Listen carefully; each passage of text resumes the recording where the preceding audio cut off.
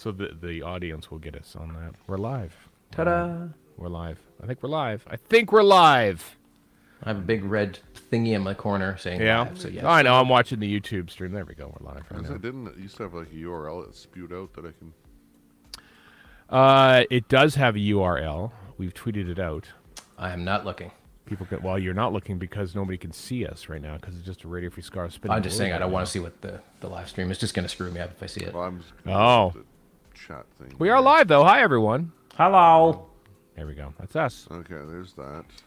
That's us. That's us right here. You're now witnessing, everyone, a Radio Free Skaro live stream recording. How's that? God help us all. Oh, I got an email saying we're live. How's that? Oh, really? You got an email? I don't know we got emails.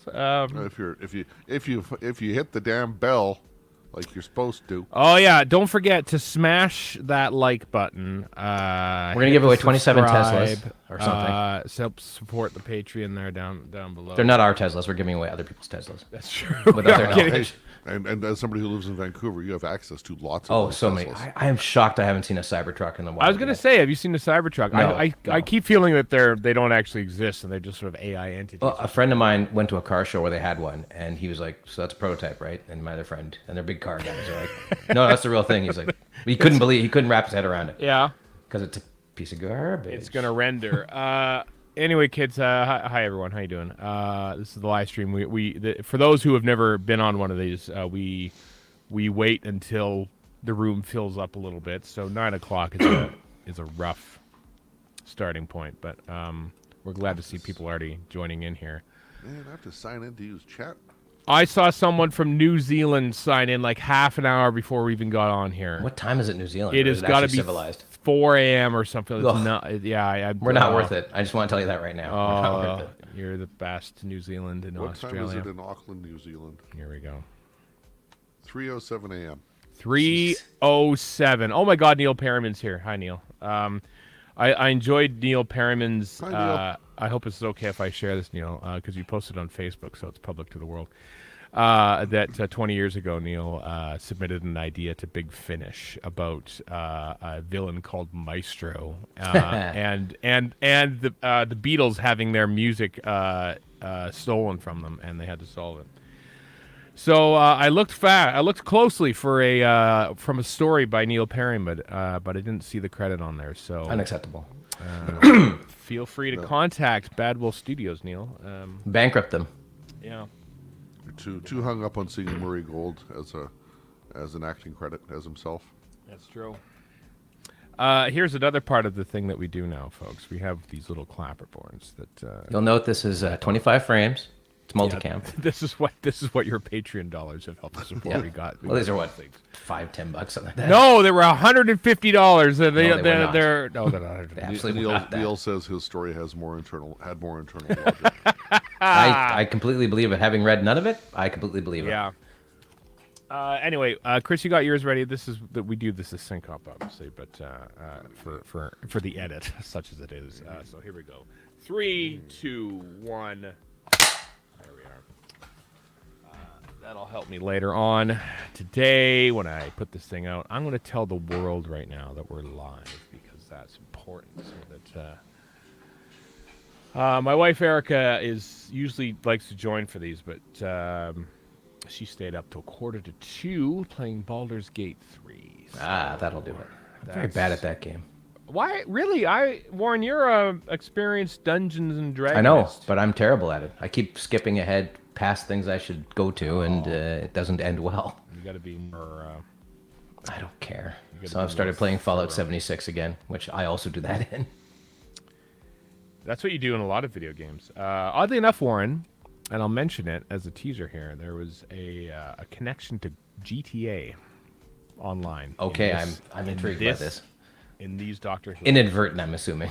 Inadvertent, yes, but still, it was a thing that happened. So, hello, livestream. How you doing? Anyone else coming in here? As in the time that it takes me to paste the "Hey, we're live" to 18 different social networks here, we'll probably be ready to start. So, but there it is. There. I guess I could set up my iPad for the YouTube. I'm not gonna bother. We're on Twitter, or Twix, as I like to call it. Garbage. That's what I call it. Yeah. Elon Musk's idiot playground. and now I have to go to Facebook. I have to post it on Facebook, which is That's almost as bad. But soon the metaverse. Soon we'll live in a cartoon for no good reason. Didn't they abandon that? I've seen a sort of semi resurgence about it in the business media. Like, is it a good idea? No, it's still a stupid idea. It's pretty bad actually. But And I love VR. I play VR games, and I do not want to be in there for more than an hour. Come on. no, give me a it's break. uncomfortable to be honest. If they could somehow make us all go back to the office and then be in the metaverse, that Right. would be just a business genius move, the likes of which you've never seen. Uncle Kelmo asks, have you three seen the episodes yet, or is this for? No, we haven't seen them yet. We're watching live. We're just making up. We're Right making now, up. we're We're actually just- going off Neil Perryman's story from 20 years ago. We watched both of them. We watched episodes 1 and 2, that being Church on Ruby Road and Space Baby. So I watched Unearthly Child and the Daleks, or more accurately, the Mutants. Oh, you're not allowed to watch that anymore, Ward. I'm going to send the law around you. You're not allowed to watch an Unearthly Child anymore. In fact, wow. even referencing that in Devil's Court, I'm sure we'll get Anthony Gober and like. Oh, well, good. Make him mad. All right. What other social media networks are we on? Let's go to Mastodon. Let's tell the folks on Mastodon. Have you compiled your kernel? Oh, I've got a bird in my beard again. I haven't. God. I haven't. logged in. Stephen, you are so unwittingly emulating one of the big parts of the Eurovision final. Oh, Am I really? Oh, I don't know what I'm doing. What's when they cut from country to country to give results of jury votes. all right? Now we're going to Bratislava for their results, and now we're going to a country you forgot about until this Stockholm episode. or whatever. So. Right. Stockholm's in Sweden. Yes, I'll be there in August. That's true. You will. So that's Eurovision. Yeah. All right. Well, I don't have any. I'm using my iPad for this because my camera is my phone right now. I can't log in. So tell everyone you know on Mastodon and on Threads That should be 2 people. and on Blue Sky That's the good one. that we're live. Is it? Yes, it's funny. There's lots of funny poop posting. Is it? To put it Well, I haven't signed in on Blue Sky, and I really. It's the only one I look at. I couldn't care less about the rest. Doing it. I don't care. You'll find us. I tweet. There you go. We're already there. Well, how many people we got live here? Have we got enough people to start the show? 80 2 people. and 1 80 left. people. We're already losing them. So we might as well get going here. Two people's enough. Isn't it? As long as there's 3 This is people. all the live stream you need right here. Right here, baby. Blah blah blah. Get a little closer to my mic. All right. It was nice the people. Coffee too. time. Yeah, no, this is great. The Aurora Borealis. Welcome the rest of the world who have seen these for the first time. Yeah, no kidding. It was pretty weak in Vancouver, but I've seen it yeah. a million times in Edmonton. So There was one 3 or 4 years ago, or maybe less, in Edmonton that just was like right over downtown. It was crazy. I shot many videos. I did every one at the time, but I went to friend Fort of ours McMurray for a conference once, and everybody from across the country was there, and all these guys ran out to the and I'm like, "What's the big deal? right. I've seen this a million times." Yeah, you losers. Yeah, that's the payback for living in the northernmost metropolis. When I lived in London, I see ads all the time on the tube or bus or whatever for like, go to Norway, watch the Northern Lights, like package holiday deals. Right. Oh, yeah. See the Northern Lights. Japanese tourists will go because apparently it's a fertility thing, so they'll go all the way to Yukon to check out the Northern Lights. Wow. Sure. Yukon should market that. I'm sure they do in Japan. It wouldn't surprise me. Yeah, probably do. All right. Well, I think we're ready to go. Audacity's rolling. We did the clapperboard, so it's official. We've got a little hold music going on here in the background. I don't know if you can hear that, but I've almost finished off one of my coffees. one of your coffees. Yeah, we're up early because I got water I made and my large- sadness biscuit. I'm ready to Very go. large coffees. Yeah, because someone here is hosting a Eurovision party in a couple Gross. hours time. So Tell everyone at that party I hate Eurovision. I'm sure they'll care. That's how I greet them at the door. That's Yep, exactly Warren right. hates Just so you Eurovision. know, Who? What? What are somebody you you've talking never about? met does hate what you're about to Despises do the thing you here. love. Doesn't even live here. Nope. Yeah. Yeah. All right. Are you ready, kids? Are you ready at home? You ready to do a thing here? Let's go. Here we are, kids. So just so you know, we'll be reviewing 2 episodes today. Hopefully in sort of sequential order. so our opinions of the Devil's Chord don't leak through into our Space Babies review. But all right, here we go, kids. It's time to record a podcast. Hello, everyone. Welcome to Radio Free Skaro, episode number 960. I'm Stephen in Edmonton. Or in Vancouver. And Chris in Edmonton. It's a new era, folks. It's a new era in Doctor Who. It's a new era in Eurovision. Not really. Whatever you say. All the controversy. Is you it? don't know about it, but Oh, no. It's not. I know about Israel, but that's about all I know about. there's more. The Netherlands got kicked out, so. Did that? What? I actually didn't know this that. on CBC. CBC is my pipeline to any and all Eurovision knowledge. They just the headline. They'll put it somewhere near the back and talk about it. I'm like, oh, now I know that thing that I didn't need to know. When I was going through my RSS app earlier, I saw something from CTV about the Netherlands being kicked out. But yeah. Wow. I am so intrigued by that. I'm legitimately intrigued by Netherlands being kicked out of Eurovision. They're one of the favorites, one of the top 5 or so. I think Right. the performer was like intimidating people. Like, surprise, a performer is a raging egomaniac. I could never see that one coming. That never happens like that. But enough about our Details review. aren't fully known. So. Enough about our review of the Devil's Chord. We have to get to the the first episode of 2 episodes. First time in history in Doctor Who, the 2 episodes have dropped at the same time. Unless you were like us watching KSPS in the 1980s, and you stayed up late to watch Enlightenment, and then suddenly it was followed by The King's Demons as well. That was Did like that the ever only... happen? Oh yeah, all the time, all Okay, the I'll take time. your word for it, I don't remember. They would throw the 2-part omnibus on after a 4-part story. Well, you're up at 1 a.m. What the hell? Sure. Right now, you get to experience Doctor Who the way we did, UK, by staying up late to watch filler episodes of Doctor Who. I guess basically Nothing's filler. How dare nothing's you? filler. Of the classic series. Yes, but let's start off. Let's start off, kids. It's our review of Space Babies, the very first episode of season 1 of Disney Plus's Doctor Who, written by Russell T Davies, directed by Julie Ann Robinson. Doctor Who and Ruby Sunday. It picks up immediately after the end of Church on Ruby Road. They go off, they go and have adventures, they land at a space station. It's filled with space babies that talk. There's a bogey monster, and they win. The end. Pretty much it. Well, they kind of win. They go off to a place after all that, but And they save everybody, so there's that. yeah. Just because I think I want Warren your initial reaction Sure. For the second episode.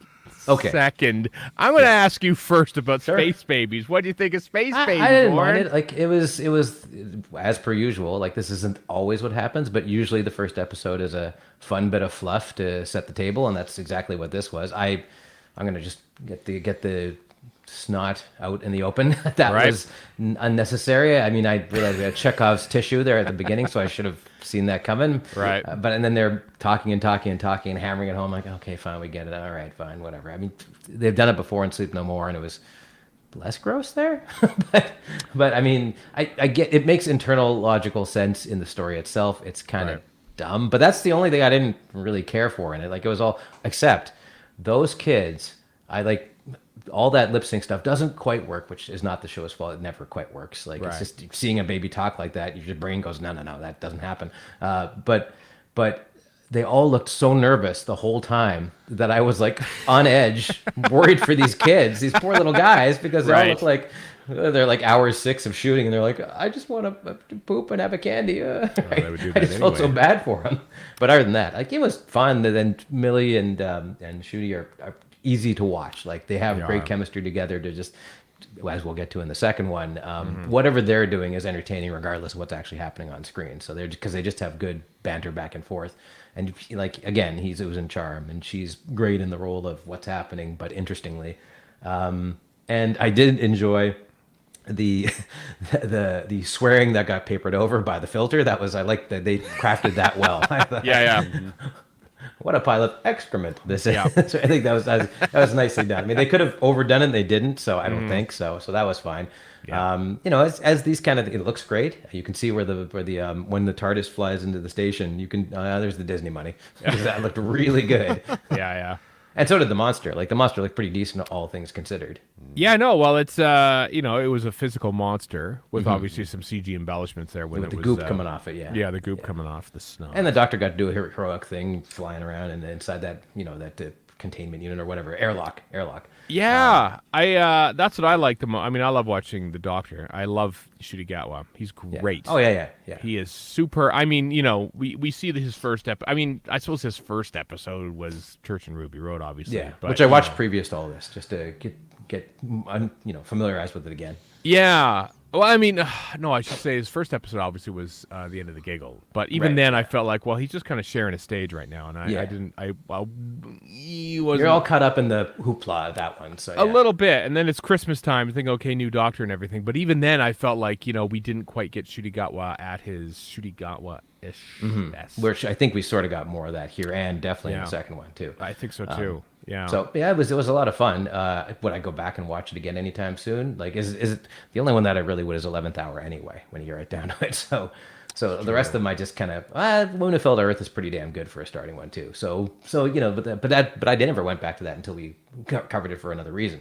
So for a miniscope, I think. So just generally the 11th Hour is the only one that really sticks out to me as the one I'll go back and watch over and over and over again. So in that way, this is no different than most of the rest of them, right? So true. Yeah, Chris, your initial impressions of Space Babies. Space Babies. I love the way that Ncuti Gatwa. I don't understand kept saying that. He I loved kept it. correcting himself and saying "Space Babies." I loved it. I love the way. I love that one time when he says, "Oh, Space Babies." That was fun. I love the way he did it. But anyway, Chris, Space Babies. The episode, not so much the phrase. Not shizzle. Not. Wow. Translate that for those of us who don't marinate in the 90s. Well, He actually says shizzle at the end. Yeah, actually. I forgot about that. He's about to say the S word, and then the right. Jocelyn Yes. steps Okay, in that was for actually pretty well done. nanny filter, Yeah. and he says shizzle. Yeah. Yeah, it was fine. It was okay. I mean, it's a wackadoo start to a season, and I mean, Yeah. one of my first thoughts after the fact was only RTD would write a story about space babies and a space station with a poop engine. I forgot about that, yeah. And snot monster and all that kind of stuff. Yeah. There's that Disney money. But I decided after the fact to just like Google the term snot monster to see who else has done this kind of thing. Okay. And amongst other things, there's and I didn't think about this. This is the first one here I'm going to mention is courtesy of longtime listener Brian Snape, who I was chatting with briefly last night, who mentioned the Young Ones episode Sick. Right, yeah. Kind of apropos. And then as well, there's a your favorite director, Warren, Robert Rodriguez. Did I don't hate him. I just middling on him. did a 2009 movie called Shorts, starring William H. Macy, amongst others. Never even heard of that. Facing a snot monster. All right. And then So he's there's branching out from his usual action comedy thing he's done since the 90s. Gotcha. Yeah. Sure. And then there was Mucus Monster in Disney. Disney. And Right there, as just well, on Disney Plus. Right. because is a Doctor Who can never be original. Never. In a Big Finish story called The Dark Husband. Okay. Apparently, the Seventh Doctor, Ace, and Hex have escaped from a snot monster, which covered Hex in snot. So, I didn't want to think about the sound effects. No. yeah. So there's historical precedence for a snot There's monster. Is what you're precedent for saying. snot monsters. So if you're a Doctor Who lawyer, you're well covered. You've got it. Yeah, this is not legally Excuse me. distinct. Legally distinct snot monster, I believe, is probably what we're looking at here. And I thought the snot monster's realization could have been better. Really? The practical effect was on par with like the Magma Beast, man. Like it was just. I wouldn't go that far. Also, how does it have teeth? Did not like like- what part of the anyway? Did Don't think too hard about it. No, don't think too hard about why it has teeth and limbs and everything else when it's just formed out of snot. It would have been better if it wasn't two-legged, I think. I don't know. I don't like it's. This is some like idiotic Hey, creation. this is Disney money. This ain't James Cameron money. Yeah. Yeah, I know, but so this is just like some idiotic plot point creation thing, and why would it matter what it looks like? But I don't know if it had 4 legs, I think it might have been better. It's just where my brain goes. Well, Yeah, then it would have looked that's like a legit thing to say. it would have been the Merc at that point, I think. No, it wasn't anywhere near as bad as the Merca, which, by the way, is lower than the Magna Beast. There was a great bit in Doctor Who Unleashed, which was available right after. We were wondering if it would be or not, but it was. And there's a great bit where there's shooting behind the scenes basically, and it says a guy cue him, and then Shooty and Millie sort of go down the corridor, and then the Buster Gunter stumbles through and then goes through, and I think this is perfect. Doctor Who has not changed in 60 years. This is exactly what they were doing 60 years ago, except they cut away from bits. So just like it's the exact same show. I love it. Everything looks so cheap behind the scenes. Well, that's any show. Like you can watch any $300 million movie, and the way it's positioned makes it look like crap. Basically, if it's like a publicity still or something, and then people base entire YouTube channels on outrage over that publicity still. Yeah, not this channel, I might add. Yeah, yeah, I thought it was going into this. And we'll obviously give our review of The Devil's Chord after this. I think I was kind of wary about this episode more than just because space babies. I'm not a fan of kids. Yeah. I'm sure I was the opposite. But I'm sure you've got a litany of notes as I have, Stephen. I didn't make any notes, Chris, but I know you did. I I sure did. Well, I know you. Well, you make. Here's the deal, Chris. You usually make the notes, and there are talking points that we go off of. Mm-hmm. So why don't we enter them into the record? Because I want to hear your initial impressions first. I liked it. I liked it a lot, actually. I was surprised. Okay. I liked. I adore Ncuti Gatwa as the Doctor. As you were saying, Warren, I like their chemistry. It's just bang on. It's there. They are from the start. Yeah, they are a great team. I love the way when he's sort of talking about his.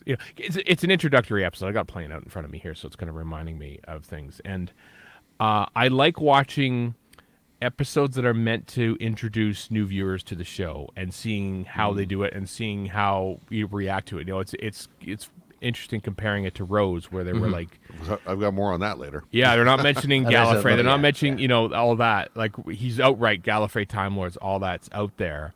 And I just love the way he sort of leans against the jukebox and says, they're gone, they're gone, and sort of taps the jukebox as he tries to move on from that topic and everything. So, there's a natural charm to that guy that I really like. So because I'm a Doctor Who fan, I was like, okay, so is he referring to the Master killing all the Time Lords? Because it sounds like he is. It sounds like they're not ignoring that. Well, absolutely not. He just said genocide, so yeah, which would have to be that, right? My brain went to the Daleks and Time War, but that already got solved, right? Yeah, Pardon me. They were brought back and then they were genocided again.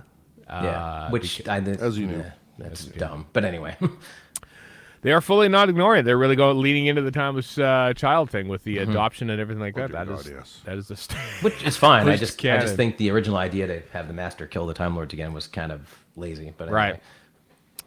I do kind of like that there are now established things that you kind of do. Like, Warren, you messaged me yesterday. I think there's still nothing beats the companion first walking into the TARDIS. Oh, yeah. Yeah, it's never going to get old. That's an established thing. I kind of like now that, rewiring the companion's phone so they can talk to loved ones across time and space is kind of a thing. That was kind of from, almost a mirror scene, kind of like George Lucas says, at that history doesn't repeat, but it rhymes, and the scene on the space where they, they're looking out at space and stuff like that, and it very much mirrors the scene in The End of the World, where they do the same thing basically, which is kind of cool. Yeah, I think any of the sort of the slightness of the episode, I think, is overcome by the sheer charisma and energy by the two leads. And I like the madcap energy in the comedy bits, but I like, which we didn't get to see a lot of in Church on Ruby Road, is the dramatic action bits, like you were saying, Warren. When he has the heroic thing. I like when he's sort of like saying, oh, but let me help you. He says, no, second left, go. Like he was telling Millie, do this thing. I got to do this right now. And I mean, this is a young guy. We should. He's got the energy that say somebody like Capaldi, not to slight Capaldi, but somebody like Capaldi who's 40 years older wouldn't have. So might as well make use of that. Exactly. Yeah. So yeah, Chris, I liked this episode. I liked it. glad you liked it. I liked the. I quite liked how they've really worked in like what's the deal with like the snow and everything. Like everything takes back to the Christmas. Like I like the way it was Yeah. shot. I like the sort of the mystery to it. It was given some weight and some heft. I So- don't think sorry, I go threw ahead. anything in my notes about this, but I mean, RTD has been on record saying that Ruby Sunday is supposed to be this enigmatic mystery. Yeah. And Well, they've never the- done that the- before, so. No. the climax to series 2 is where we I assume get that solved or Season whatever. 2, please, Chris, Season please. 2. But yeah, they don't half hit you over the head with that kind of stuff I don't mind. between this and Devil's Chord. So I expect we're gonna get more of that in your faceness. Yeah, to be fair, Stephen Moffat did hit you in the face. So there's a lot more. The scene where he's like looking at the screen there is like very much like Yeah. Matt Smith's doctor going, is Yeah. Amy pregnant or not? Like it's almost exactly the But same seemed thing. less Got that in my creepy? notes, yep. Yeah. Well, yeah, slightly less creepy. But by the way, that snow, I watched that and I'm like, oh, okay, so Disney's money can't solve every problem. That is some After Effects looking snow. just well, the way it's sort of like Yeah, melts it just away in was. his hand a little I bit. don't know why it's snow, other than like I guess we're so used to seeing potato flakes or whatever. Yeah. The real thing just looks like, even if it isn't the real thing, looks more like the real thing than clearly, obviously CG snow. Take it from 3 Canadians, all right? We know what snow looks like, and Well, we've got the snow in Ruby Road. We've got the snow in the corridor here. Yeah. As we'll get to, we've got the nuclear winter snow, Which looked in- way better. in the Devil's Chord. yeah. So is this a theme or is this just coincidence? No, I think it's just tying back to because even the snow when we'll talk about it later when we do the Devil's Court thing. But, in there, anyway, Chris, your notes. I liked the episode. You thought it was not shizzle. Warren liked the episode enough. That was fine. Your was notes fine. It as was talking points. I yearned to hear them. I'm just trying to. I was going to ask Warren earlier, like where he, because you've mentioned 11th Hour Yeah. as like the first. That's just the incredibly Doctor. well constructed. So that's why I like it so Yeah. much, because it's Well, so well put absolutely. together. It's amazing. I was going to ask you, and you don't have to answer this, but I was going to ask you like where you might rank. No, you do this have to as- answer. as- Do not as wait doc- for the translation, Warren. Answer the question. Where you might rank the this original as like a starting Doctor story. Because I mean, if you look at like tenets, like we can happily exclude Christmas Invasion and start with New Earth, and that sort of thing. I'd say somewhere in the middle. Like it's fine. Like it's literally just fine. Like there's nothing wrong with it really, but it's not What would you jumping put out it- at me. What would you put at the bottom? I don't know. The Capaldi one does drag on quite a bit, frankly. Oh, I love Deep Breath. I know you do, and it's okay, but none of them are bad. Well, except for Time of the Rounding. But Okay, well, if we're including modern classic, Who. yeah, okay. Modern, modern. I don't know. It's hard to think of. Like 11 Hour is definitely top. New Earth is absolutely my bottom, far and away. I don't mind New Earth. This kind of had New Earth. I mean, when you were comparing them, like it feels New Earth is kind fun. of like I like New Earth. I always enjoyed Yeah. it. So, mean- End of the World is pretty good too. Like, I mean, they're all decent enough, right? There's not a bad one in there. Just 11th Hour is the best one. So it's like 11th Hour, and then the rest are just kind of on this flat plane, and Space Babies is somewhere in that flat plane. right. It's a Luxembourg. It's not the United States. How's Luxembourg looking today in Eurovision? Luxembourg's Chris? Is probably that, fine. They qualified for the final. Okay, all right. First appearance in Eurovision in 30 odd years. Nice. Am I work. right? Or wasn't that the country that got created as a tax dodge? Maybe I'm wrong about I that. don't know. I don't know, but now I want to know more about this. I could be mixing up my European tax dodge countries. Well, probably it's one of those micronations, which isn't quite as micro as like San Marino or Monaco or Andorra or anything like that. Yeah, Andor. Nice. Andorra. Now we talk about some proper doctor. Yeah, no, yeah. All right, so Here we go. Dive into the notes then. Let's do it. So so we're recording this. What's it? 2.5 hours before it goes out on BBC One. Crazy. So of course we Don't watched listen, this, kids. We watched this on streaming on Disney Plus. We did. Last night, our time, Friday. What a absolute convenience. So It's devastating. the first thing I see when I fire it up on Disney Plus is skip intro. I saw that and I was offended. I'm I'm like, are you kidding me? Why would I ever do that? Like, I know. Literally everything. They do that for the Muppet Show. Why would you do that for the Muppet Show? They do it for the Bad Batch. The intro is title for 2 seconds. Like, and that's it. Andor Like, is like 20 there's no reason to skip it. Yeah, I know. like I know people who if you were watching Doctor Who with them and you try skipping the opening titles, and this could Right. be any story. That friendship is over. I've had people jump down my throat if I try to skip the opening titles. Oh, so. never. This is like the opening of Wow. Superman the movie. You never skip those. They go on for 10 minutes. You do not skip you those watch credits. Every one of the things like, oh, Exactly. we're going to do this for everyone. Costume supervisor. It's going, okay, we're going past the screen. on this Alexander one, too. Nilius Salkind? Hell yeah. Yeah. It Yeah. sucked. But anyway.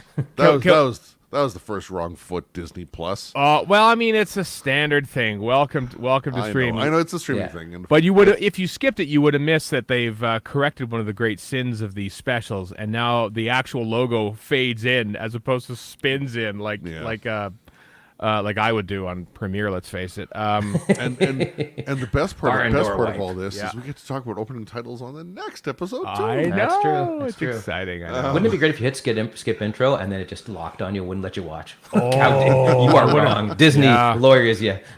Yeah. The Bishop, the Ronnie, the Conquistador, Yeah, I said Conquistador. And here it comes. That's the new Metabolist right there. Yeah. the Pedant, and the Saggy She. Right. Just the name. As other Time Lords As and other stuff. Time Lords, apparently. Yeah. Also joins the Corsair and The Master. The Master, obviously. The other. Probably some in the books. The other. The 11 well, in the Big other Finish. ones in the books, yeah. The Drax. The Monk. Drax. The monk, the meddling monk, sure. Yeah. The War Chief. Mm-hmm. Name other Time know. Lords. Sure. There you go. Yep. I think we covered them all. Yep. I enjoyed. I don't care if we saw it in trailers or whatever. I enjoyed the stepping on a butterfly bit, like just the whole. It was sequence fun. Of, Yeah. The whole Yeah. sequence of who would step on a butterfly? You have to be all like, "Hey, butterfly, come here." That was Yeah. great, yeah. And then she steps on the butterfly and does the thing, and then he's like, "Oh, controls are new. I forgot about the butterfly compensation switch." And then he Gandalfs the butterfly. Yeah. He's just- Radagast. He Radagast Browns the butterfly. Well, Obviously- Gandalf did it as well, but yeah, Obviously, a connection to Sylvester Sylvester McCoy McCoy. from obviously. the Hobbit movies. Obviously, tie Which we all love so much. Another Scottish doctor, of course, as well. Another Scottish Doctor, and a tie-in to the restoration job on Let It Be, which appeared on Disney Plus. Yes, it's 2 all- days. This is a YouTube channel. We have to have conspiracy theories. Gotta have it. Here's 72 connections you missed on watching Space Babies. Exactly. There you go. Reaction There's shot. there's my thumbnail. Yeah. On YouTube, everyone. It sounded great on the podcast. Yeah. We have a lovely Star Trek mention, of course, as well. Oh, if they go into Star Is that- Trek, I would love. is That's a that like- crossover I want to see. Is that like a matter transporter, like in Star Trek? Haha, we got to visit them one day. Yeah. That's Oh, come on, go film in Toronto and go to Strange New World. Or not. we've had like in the Doctor Dances, Empty Child. Right. Rose saying to the Doctor, "Come on, give us a little Spock," Spock, yeah. and stuff like that. So I always love when the things mix. Very meta reference. Well, I mean, we are all getting rolled to get to. fiction-y later on, so I mean, Yeah. maybe it's not that they're going to, because it would be a copyright nightmare, but and lawyer nonsense. It'd be the Roger Rabbit, basically, putting Star Trek and Doctor Who together. But having said that, this is more metafictional than it used to be, so I can. That's true. It's almost. You're like, well, maybe they might. Who knows? Yeah. Well, once Disney buys Paramount, It's gonna say It's once entirely Disney possible. buys Yeah, it, yeah, that's all- entirely possible. All of a sudden, Star And then Trek. Sony at the same time. See, Ghostbusters are in this for some reason. Yeah, well, possibly. we can have yeah. that Marvel, Star Trek, Star Wars, Doctor Who. Oh God. Basically, it's just be like one big episode of Lego Melange. Dimensions. Yeah, you know what this is? This is every AI bro's dream. If you could just somehow get the writers out of it and have a computer make it, they'd Yeah. be so happy. Pretty much. Next up, your notes there. I like the line, "The whole universe is knackered." He's not wrong. It's No. it's a good little throwaway catch-all just for when when maybe set design doesn't quite go to plan or something like that. I don't know if that was that calculated, but okay. Yeah, I don't know that, but yeah. Yeah, I'm sure. You never know. Also, I live in the year of our Lord 2024. The whole universe is knackered. That's true. That's true. Also, I'm not saying things are connected, but things connect. I love that. That's kind of poignant. It feels like a hint to something else. I don't know what. It kind of does. Well, I mean, laying the table. later in the episode, he turns to Ruby and Yeah. says, "If things aren't connected, then blah blah blah, whatever." Right. But I just like that as a thing. I love Ruby's reaction. Are the babies raised for food? That was pretty. And he's like just disgusted. They're not tomatoes, as he says. Yeah. Raised for food. That's where her mind goes instantly. Well, wow. that's just it. Like she's got this as we leave her flat. Right. They had Lulubelle. That's right. And she's been part of fostering however many dozens of children based on the fridge photos over the years. Who 33. presumably weren't raised for food. That just seems like such a weird place to go. Whether No, that's you know what, by though? design, I don't know. Well, I mean, she has precisely one experience with alien races, and they were trying to eat a baby. So That's true. Basically, Well, those aren't even aliens, are they? The goblins? Like the goblins. Yeah, Just to be well, the pedant. alien to her. And so basically, what she thinks that space is that other races eat babies. it's a big buffet. Yeah, pretty much. So I'm trying to remember if see where she went there. because she said that before she did the whole like logical progression thing of colony world, not therefore not Earth, therefore in outer space kind of stuff. So Yeah. I guess knee-jerk reaction before she actually thought about it, but nevertheless, it was funny. It was amusing. Yeah, it was amusing. Yes. Good joke. Yeah. In a very Red Dwarf fashion, like how humans speak a unified language similar to Cantonese. Yeah, that was cool. Yeah. I caught a couple of Japanese, which could be Chinese characters. Conceptually, I think that's a really cool thing. And then obviously in Red Dwarf we had Esperanto, which Didn't catch on. didn't catch on in reality, but they No. tried. So The Linux of languages. I It think, really was. is. Yeah. no, there's like 8,000 distributions of Linux, so I'd say that's probably not true. Wow, the pedant. The pedant. The pedants. Our Mavity reference in this episode, at least the one that I caught, was in the all the stats for Pacifico del Rio.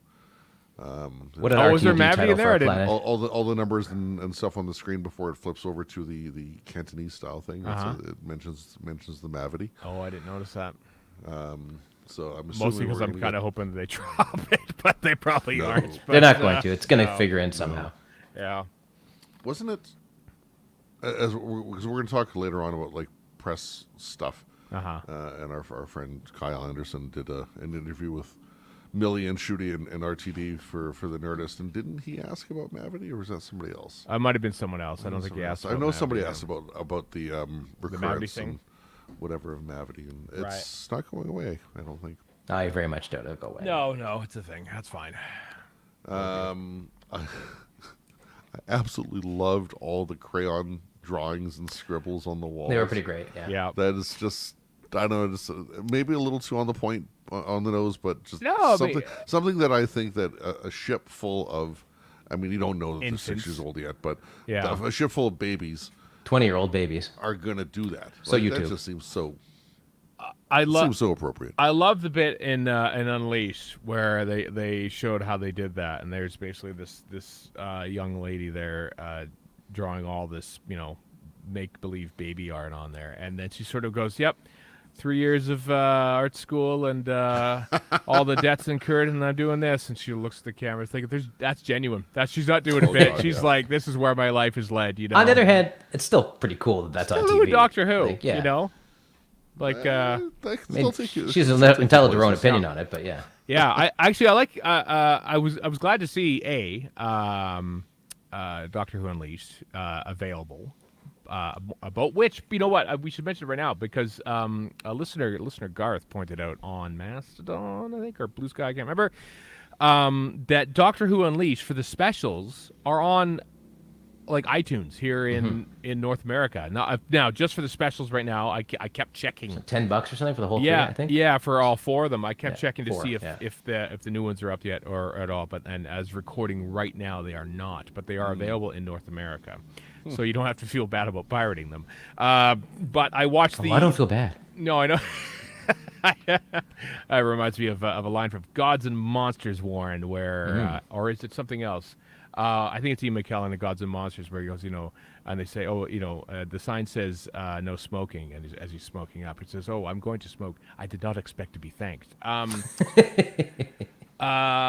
Anyway, what a fine film. it is a great film. The Unleashed was great though, because they showed how they made the babies, and they actually got this Goodbye Kansas, I think was the name of the SFX outfit that or VFX outfit that did this or something like that, and they made computer maps of the babies' faces. Oh yeah, that makes sense. And then they made a computer map of the young child actors who actually did the voices And the so mouths, presumably. Yeah, they didn't just like paste a mouth on Like existing baby Cargo, face. whatever the hell it's called.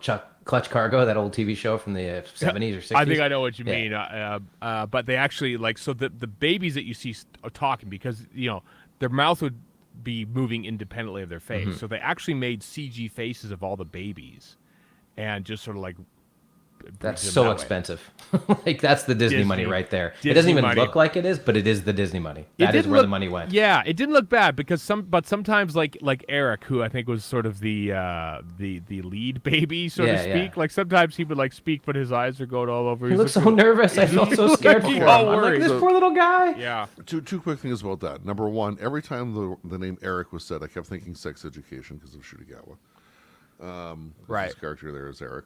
Indeed. And secondly, every time you see Eric the baby, he looks like he's mid-dump. Like he's halfway through. He's a baby. pooping his They're diaper. always They're always pooping. mid-dumb.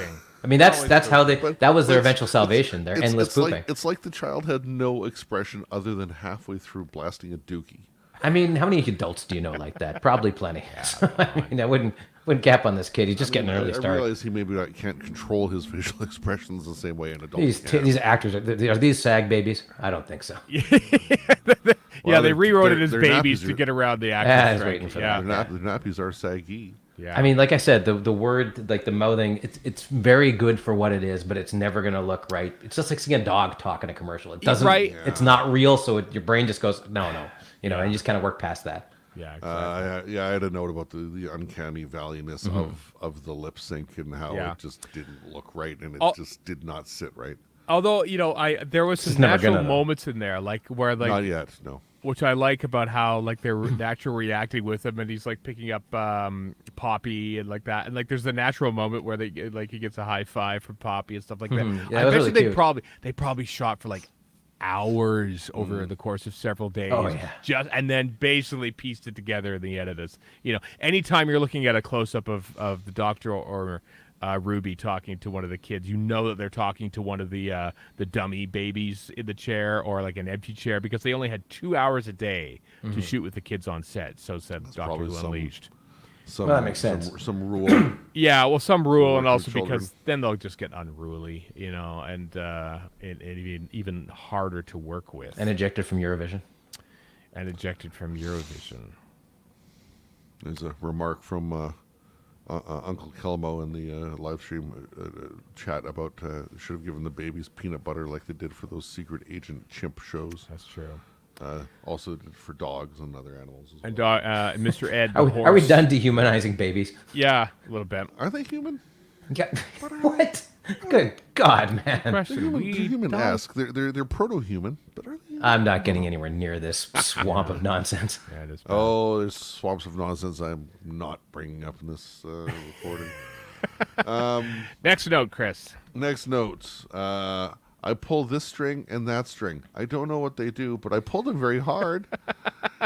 I did like the little jury rigged bit. Just the I was half expecting to be annoyed by all that, but I really kind of liked how they put this little toy. That was really cute. Yeah. yeah, McConnell thing. I like the whole like pride aspect of the babies. Like Poppy's like, let's show them how good the job we've been doing. Yeah. And it's just They haven't been beaten down by the corporate world, despite it abandoning them, leaving them to their fate. it is just downright adorable. And I say that I hate babies, but Yeah, I know. I love that babies. was adorable. Yeah. So I'm a real human being, the one real human being on this podcast. Just Yeah. like when the doctor calls Poppy Popsicle, like, oh, Popsicle. Erica and I laughed so at that. cute. Yeah. It's so adorable. Yeah. Shooty does well with babies. Yeah, Does work really well with he babies. does. Yeah. You talked earlier, Stephen, about the info dump, the smack you over the head like a anvil falling out of a window info dump of stuff. And the word I used was obscene. Whoa. Wow. Wow. Time Lords, Gallifrey, Timeless Yep, Child, it's Two all out Hearts, there. Chameleon Circuit, Yep. Ruby's I'm phone fine with upgrade, Ruby getting a TARDIS key, whatever else I didn't say there. I thought it worked fine. It Yeah. took 3 years for Doctor Who to even mention Gallifrey Yep. in the 2005 Well, reboot. that was when the British public was watching and who were like kind of needed to So- get eased back into this as opposed Yeah. to Disney, Well, where it's that's- like, all right, shove it all at them. Well, that's Yep. just that was exactly my thought. It's like it's like they're worried about people getting into the mythos of the show, so they just like bash people over the heads. Like, here's all the info you need to know. Yeah, but if you didn't Yeah. know this stuff, which is impossible for us, a lot of it would just whoosh, and you'd find out later. Like, honestly, I think that a lot of that's just going to be I white think noise. Just because as we've talked about a bajillion times so far, the world of TV now is not what the world of TV was in 2005. Yeah, fair. We weren't watching Rose on Disney Plus as a streaming thing. Streaming a wasn't the day- thing. Yeah. The best part of a day before the UK gets it on broadcast, etc. Like Or a week earlier, thanks to a DVD leak.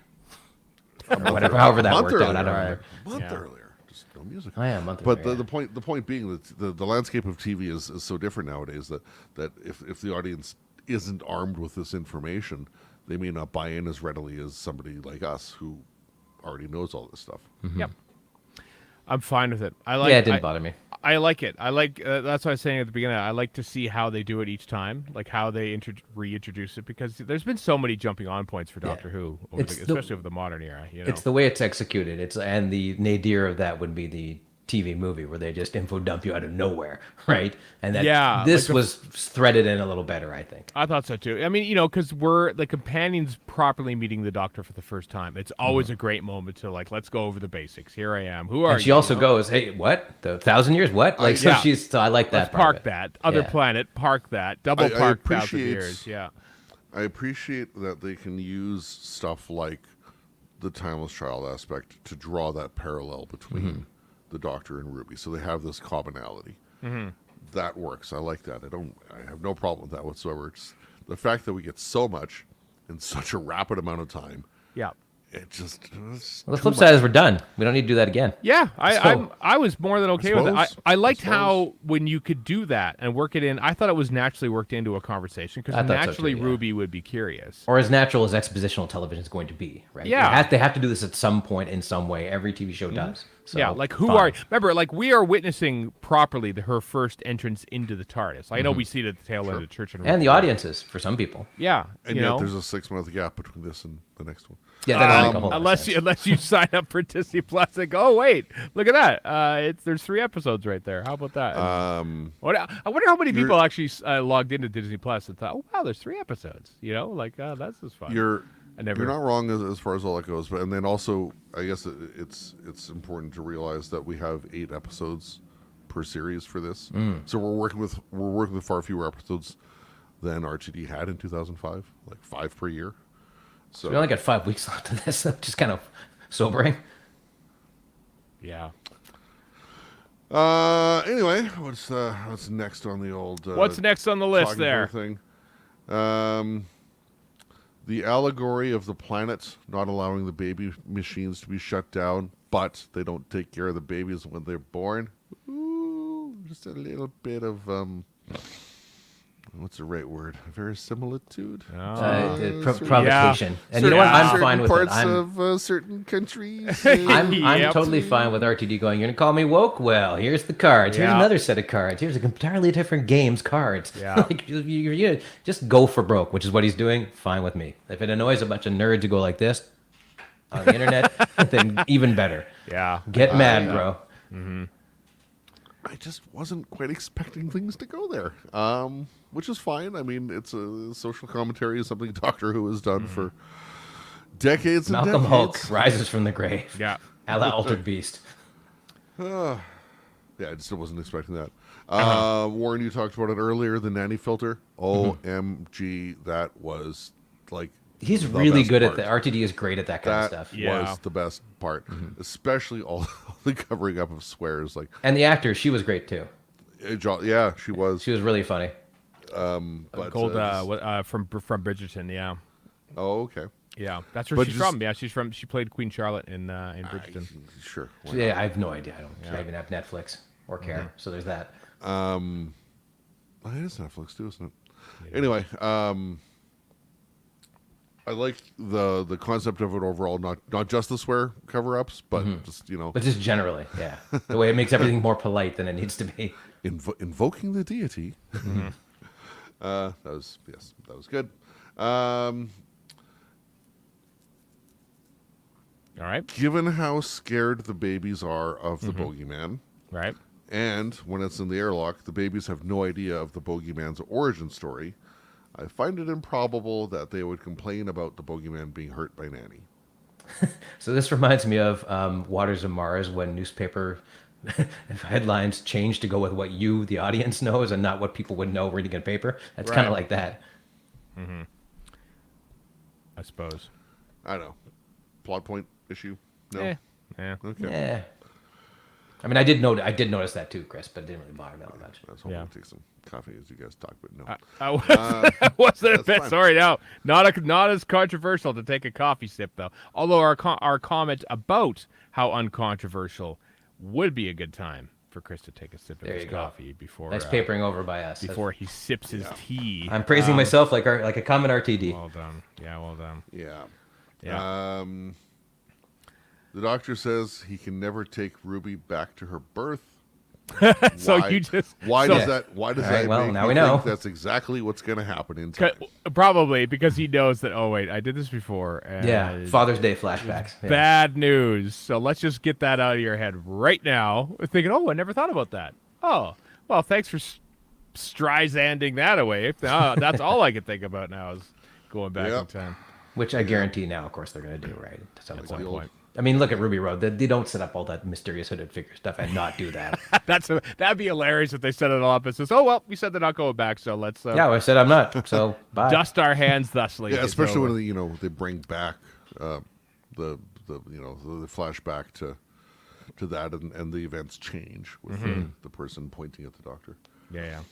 And then Stephen, you already called. Last thing I have is what you already called out, Stephen, with the doctor scanning Ruby, like Matt Smith's doctor scanned Amy. Yep.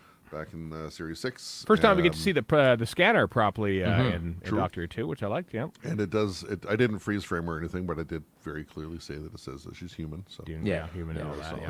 What I like about this is that how do I put this gently? Moffat tends to put this kind of thing more on a pedestal than RTD does. You know what I mean? Like she is the impossible girl, but it's not endlessly. Much as I love RTD's writing style, he did endlessly hammer that into our heads. And Yeah. RTD is just like, okay, this is a thing. Just kind of pay attention a little bit and let's move on to the next thing. Which Yeah. I like that he's doing that. Yeah, me too. Yeah, we'll see how that goes. But I don't mind. I don't mind the mystery to it all. And I like Ncuti Gatwa's performance enough. And I like how he was slightly devious at that point. So they go, oh yeah, go ahead. I'll catch you up and sort of to have a look at the scanner and stuff. You know, I like a And this- mysterious doctor a little bit, and I feel like Ncuti Yeah. Gatwa was probably a little less mysterious in these two episodes. He's very approachable. And fun to be with and everything like that, but I do And- like yeah. that little sense of mystery. And It's nice to have that aspect because it's like this is a guy who looks like in his late 20s because the actor is, yeah, or 30 or whatever he is. But this is actually a 2,000-year-old person who would have this level of guile to him. Or Yeah. guile's maybe too negative, but you know what I'm saying. Like there's Yeah. more to this guy than she knows about and that he looks like because he looks like a young guy. And no, there's actually way more to him than that. Yep. Indeed. Well, Chris, your notes are done for Yep. for that. Any final comments? Given that we've been talking for about the duration of the episode, Space Babies, before we move on to episode 2. Any Adequate closing- night out. There's my theater review. There you are. Hat tip to Neil Perriman's A Perfect Night In. Chris, any final closing statement on this? Space Babes. Don't call me Rubes. I'm not going to rush to watch it again anytime soon. Yeah. I think is kind of the bottom line. I didn't hate it. It was enjoyable enough. All right. Some of it I quite enjoyed. I certainly got a lot more out of it the second time I went through it versus the first, because Right. I had the chance to go through each twice. Mm-hmm. Yeah, no, it's I'm curious to see where it fits in with all the arcs, with Ruby and the One Who Waits and the Pantheon and like whatever, all that kind of stuff, and All that stuff. all that stuff that we may or may not get a payoff to in this series season. Ooh, we shall see. Well, that wraps up our episode 1 review of Space Babies. And now it's time to talk about The Devil's Chord. Episode 2 of Doctor Who Season 1 on Disney+, written by Russell T. Davies again. Somewhat expertly directed by Ben Chisel, I thought. It was, which we talk about this. Notice how I did not go to Warren for his initial reaction to this. Chris, I'm going to ask you for your initial reaction. Yeah, I like this one a whole lot less. Oh, here we go. Devil's Hello, Chord. Chris. Here Welcome we to go. my neighborhood. All right. Yeah, just not a fan. The whole premise just did not sit well with me. Well, brace yourself for the rest of the season, because I'm pretty sure we're getting more of this. I'm really curious to find out what you have to say, Warren. Really curious. You can pretty don't much like- guess most of like- it. I don't know how many of my notes I'm gonna just ruin or whatever by saying things at this point, but like I had no concept of Jinx Monsoon. No, me neither. I'm told by my better half that on Drag Race they were incredibly over the top, and I guess that's probably why they were hired for this. And, Right. And I didn't have any issues with their performance or anything like that. In fact, I quite liked the wackadoo-ness of their behavior. Like, talk, scream. Right. Like just the shift on a dime kind of thing. Batman villain-y kind of. It's Very much so. very Very comic 66 book, Batman very villain. comic book. Yeah. And I don't know. I'll get into more later, but no, this is not one I overly cared for. All right, Warren. Okay, all right. Chris has yielded the floor. He's There were yielded bits. his time. Let me first highlight something I thought was great in this one, which is the entire silent sequence, which I thought was incredibly well done. Like that's my favorite part of the whole thing. It was That Yeah. was really good. really well done. Like that whole, and that's down to the filmmaking and I guess the acting too. But Yeah. yeah, that part was great. There's bits and pieces of this I like, but the initial story didn't, like, music's gone away, and I didn't really care in the first place. And then I have no concept of Jinx Monsoon. Sorry, And go ahead, Chris. it starts off with, Henry. Oh, what's his last name? Oh, I didn't know. So Henry Arbinger. Like, come on. Fudge. Come on. I mean, that's a little silly, but it's the least little silly Wipe thing. in my this whole ass thing. with better writing than that. So anyway, I had, like you, I had no concept. I found out who Jinx Monsoon was because they got cast in this, and them, as they say in the thing, they refer themselves as them. So I'm going to try and keep it to that. Anyway, For what it's worth, everyone kept calling Jinx she. Jinx is she when Jinx. But is the in character is them. But the Maestro is them. person who when they're not Jinx is they. So Yeah. Okay. Anyway, I thought, and maybe this is by design, probably is by design, but as somebody who doesn't watch Drag Race, doesn't care about any of that stuff, and it's fine, and people can enjoy it. It's just not for me. The range seemed to be, I'm furious, and now I'm laughing, and it's all very surface level, one note. Like, they got two expressions. One is I'm doing something sinister, and the other is I'm smiling about something sinister. And maybe if you're a Jinx Monsoon fan, this is a thing that you get into, but having not seen any of that, I just was like, all right, I guess they're flouncing around, yelling about stuff, whatever. Right. But also, anybody who long time listener knows I do not care for musicals one bit. I couldn't care less about theater kid energy. Theater kid energy actually drains the life out of me, and this was powered almost entirely by theater kid energy. Warren, there's always a twist at the end. The song, which was basically me going, "Oh, Murray Gold's got a cameo here. That's because he's trying to graft himself into Beatles lore somehow." I came up with this conspiracy theory in my head about Murray Gold and his sinister plans, which of course are ridiculous. But yeah, that song, I just went into a fugue state for that. I was like, I don't know, no. Okay, wake me up when it's over, me. Like it just like. And again, if you like theater, this is your jam. Great, I'm happy you enjoyed it. But for me, it just the off switch on my head went poof, like that. I'm going to throw a couple positives out there. There is positive stuff in this. I feel like I want to need to. So I'm going to talk about two quick things from Ben Chessel. All right. One was the shot on the rooftop where the doctor's standing up on the crates and the camera just pans up, and that looks really, really good. Oh yeah. And then toward the end of the episode, the doctor's running down the hallways at Abbey Road. Yeah. And the camera's going the opposite direction. You saw that in the trailers a lot. I was waiting for that and shot. That also looks very, very good. Yeah. And then there's the nuclear winter stuff, which looks like a matte painting. Looks like a matte painting. Did not look good.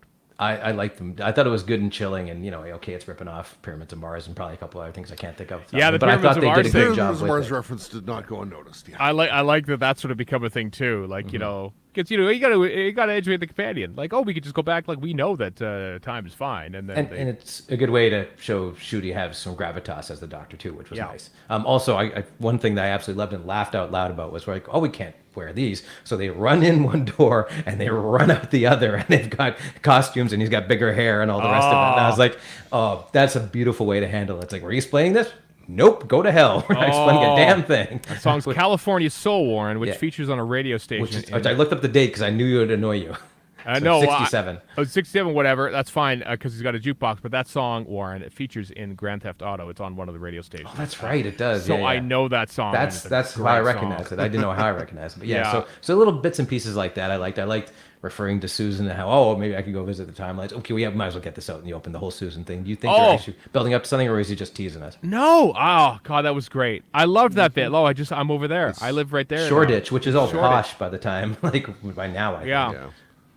There was, being sort of tipped off, seeing the reviews and stuff like that, and I was worried about this episode. I was surprised. I was pleasantly surprised by large chunks of this episode. I hate it. I thought the dramatic aspect of it all. I like how Ncuti Gatwa and the Doctor's reaction to this new being, like, he was terrified and like, oh my God, that was cool. Yeah. That's the toy maker's laugh. Oh my God, like he was like his reaction to it is genuine fear. I can't beat this, and they have to go hide. And as you say, the soundless sequence. Oh, that part's great. Superb. And even the Beatles were so inconsequential to this. Let's face it. To answer a question that I have seen in the comments. Because I got my piano up and I wanted to play along as Ncuti Gatwa towards the end was playing the chord. And I'm thinking, wait a second, that's a B flat. And he was like, none of this is accurate. The visual stuff. Apparently. But I don't know anything about music, so. Well, no, I'm not. I don't read music, but I do play by ear. And the chord they play at the end, I thought, that's the last chord from the Day in the Life. It's not. They play a C chord. The last chord of Day in the Life is an E major. I wondered about that, about what Beatles everyone's playing E major. Going to do that they get because I thought at first it was going to be E major. I put a call out to Jess Jurkovic, who has time recording. It's not recorded his bit yet. But when Ncuti Gatwa was playing the notes, he goes into like I think it's a B flat. I think he's going to C major 7th in there at some point. But the Beatles never play C major. It's a straight on C. It feels like the opening chord of like Netflix or Apple TV Plus, oddly enough. Maybe Disney Plus. Maybe it's the opening chord of Disney Plus. But it's not. It is not, I believe, the last chord to A Day in the Life, which I thought at the time, but it's not. Another good thing is the musical battle between the sides is pretty good. Was it? It isn't Was it? It isn't the Doctor Strange Multiverse of Madness musical battle, which is way better, frankly, as far as I'm concerned. I don't remember that at all. I thought I kind of liked the overtop nature of Jinx Monsoon. I just get tired. I didn't mind that, but then when we got to the music battle, and she actually says music battle, and like I don't know what Round one. I don't I don't know what they're doing. I don't know what the stakes are. They're just making noise. I also hate. This is one of my. I don't like when people suddenly display musical ability and can play the piano backwards, and they're just like it just was dumb. Well, the Doctor's The 2,000 years doctor old. He even can the get away with doctor it. even says to Ruby earlier in the episode, "You're the only one in the world who has music." And suddenly he can play it. He quite clearly can't play the guitar because he's trying to tune it even when he's sitting there. And Even though Capaldi could, so I love how memory just kind of yanks in and out from doctor to doctor. which is fine. But I just didn't know what the point of the music battle was, and it reminded me. And they even referenced I lucked out. We played catch, and I remember at the time of the giggle thing. So they're just playing catch, and then obviously what you do is sort of like it's like some weird battle that only we know the rules to. well, and, the doctor alludes to Maestro basically being a god. yeah, which is fine. And so is this like some sort of like devil went down to Georgia kind of thing? Because, Jinx has the violin, the fiddle. Right. Not that the doctor does, because that's a fiddle competition. But yeah. It was very out of place, and I didn't mind it, but yeah, you're right. I didn't think about it at the time, but your statement, Stephen, about it, that like the stakes even are basically unknown. Like, What are they? Yeah. What's the end goal here? We don't know. Like, I wish that the doctor would have says, "Oh, we have to do this in order to do that." Oh no, Jinx is starting this battle. We have to sort of do this thing. But they just sort of start playing the piano until Jinx's violin breaks, and I guess that's the end of the battle. It fits in with all the rest of the wink, wink to the camera type stuff in the whole episode, Of which there's a more lot. later. Yeah, there's quite Yeah. a bit, and I really hope this is the peak of it because, although maybe it isn't, because it looks like they're fourth walling a lot here. So. Yeah. They are. I mean, let's face it.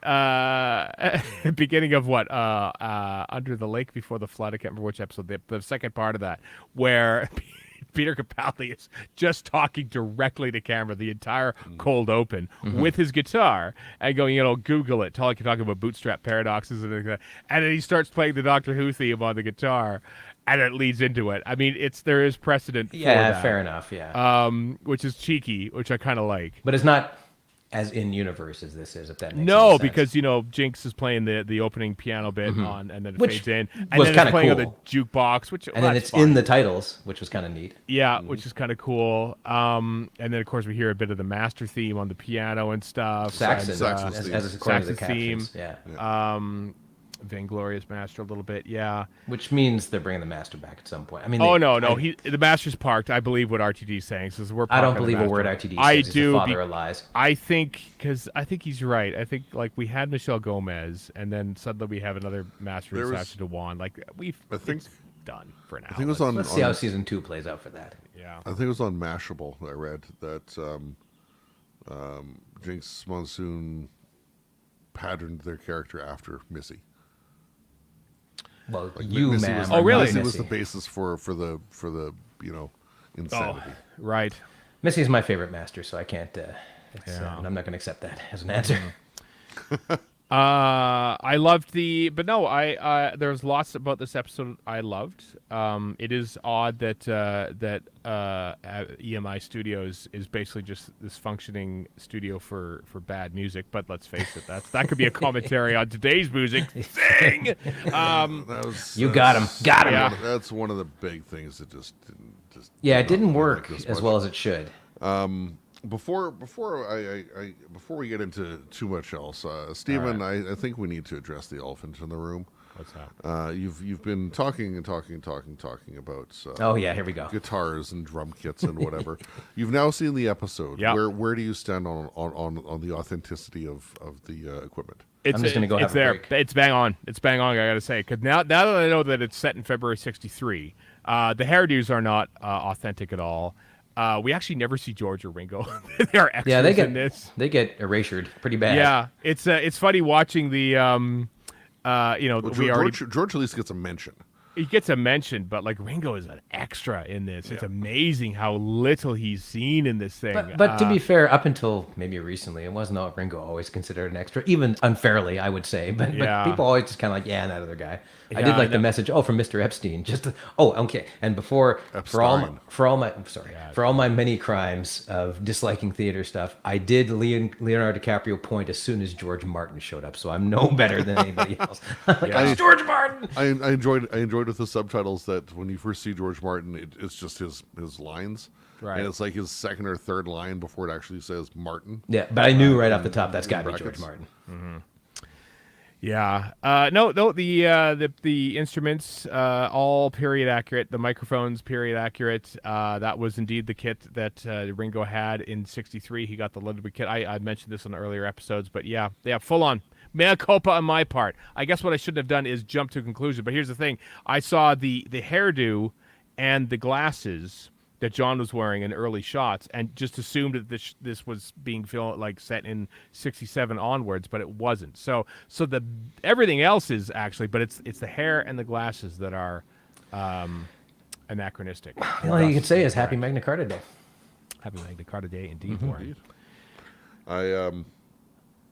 I liked how when Ruby talked about going to see the Beatles record their first album, the doctor's like, "Oh, everyone always wants to go to the Titanic or Bethlehem." I'm like, okay, those make perfect sense. I liked how excited he was to do it. That was cool. Also, that wasn't EMI's actual office, was it? Because I was like, I've been on Abbey Road. I've been near that building. No, it's probably not that building. It's somewhere in Newport, probably in Wales. But what are you going to do? I noticed that we're avoiding one big thing, but I will mention that towards the very end, which I thought was really cool, on the billboard there was billboard for Chris Waits and the Carolers. If you remember from dialogue in An Unearthly Child, so enjoy this while you can. Notice that. When Susan is listening to the radio and she goes, That's John Smith and the Common Men. John Smith of the Common Men started out as the Honorable Aubrey Waits, where he started out his career as Chris Waits and the Carolers. Oh, nice. Now that is a deep cut. That is a deep cut, and there's a billboard for it in February 1963. Nice. So Nice. that was kind of neat. I love that bit. I did just to play on that a little bit. I did like the doctor talking about his contemporary self so being cool. just being over cool, there in yeah. Shoreditch and talking about the junkyard and Totter's Lane and all that kind of stuff. And he's all kind of proud of it. And it's like, I'm back there. Isn't that great? Yeah. So obviously we established that he's been there for months at the beginning of An Unearthly Child. At least since December '62. Yeah.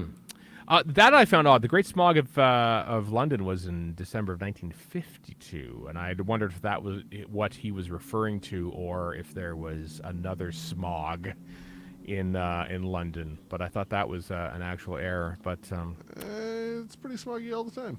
that's also.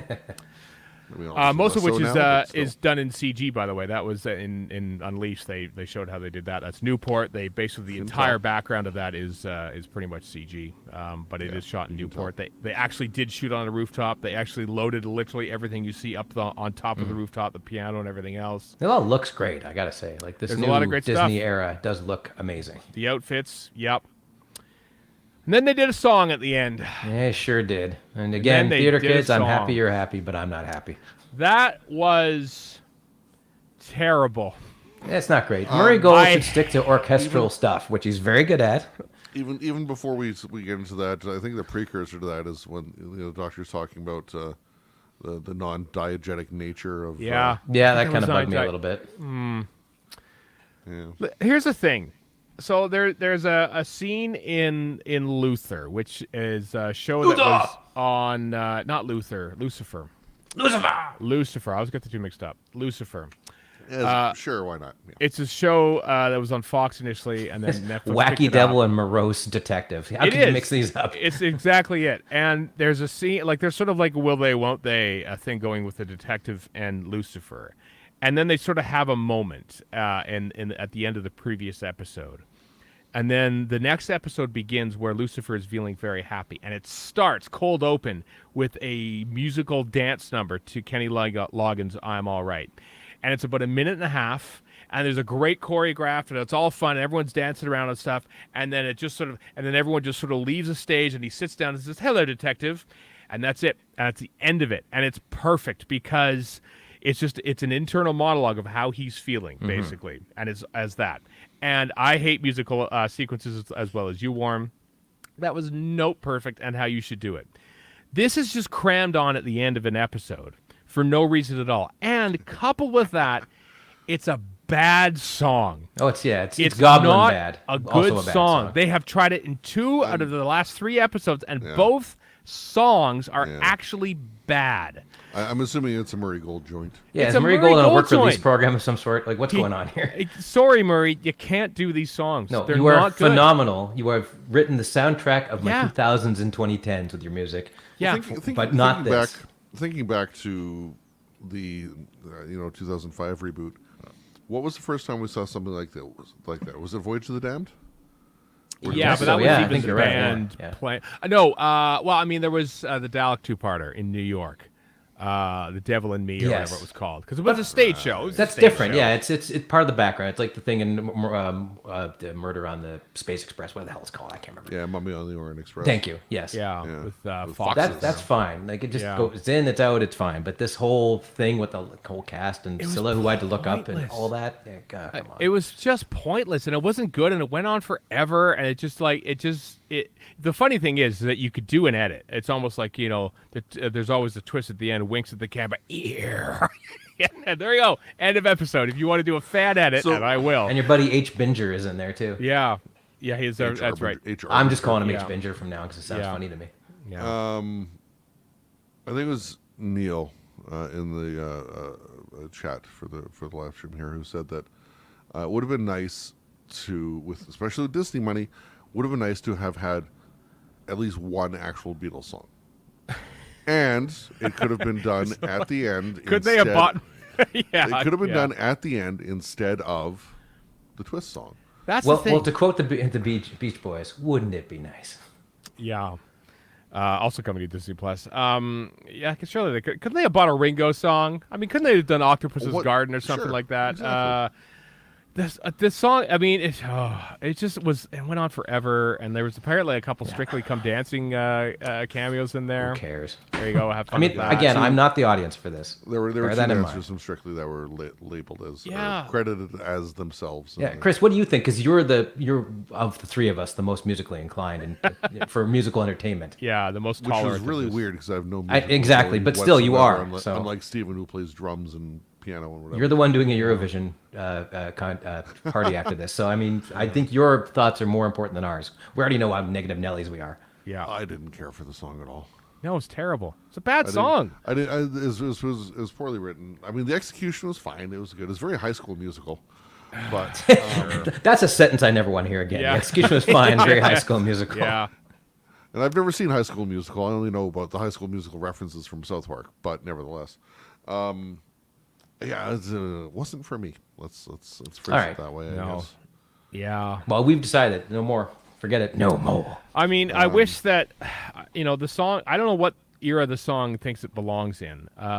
What always annoys me was, here's a song that sounds like it's, from the 1960s, and like all the guitars have like, distortion on them, and the drums are like super high processed. Like, this does not sound like it was made in the 90s. If you're going to make a song that sounds like it's from 1963, make it sound like it's from 1963. Also make it good, which neither of this is. I'm trying to, like, being the Doctor Who fan, like we were trying to like explain away the Morbius multiple Doctor scenes for like 50 odd years, and now this is going to be our next thing. And basically, I feel like there was such an explosion of music that it sort of for a few minutes existed in the universe, and they sort of had to get it out of their system, so to speak. That's why the crosswalk has like like the keyboard scene from Big. Like there's music notes playing. We just Annie, have, are you okay? Are Yeah. You okay, Annie? yeah. Yeah. No need for that. There's a lot of excess music kicking around the universe right now before it settles down again, and maybe that's why they had. But it was dumb. It was pointless. As I was watching it, it's like, oh wow, the duration of the episode is basically 45 minutes, and then there's a musical number tacked on again for no reason at all.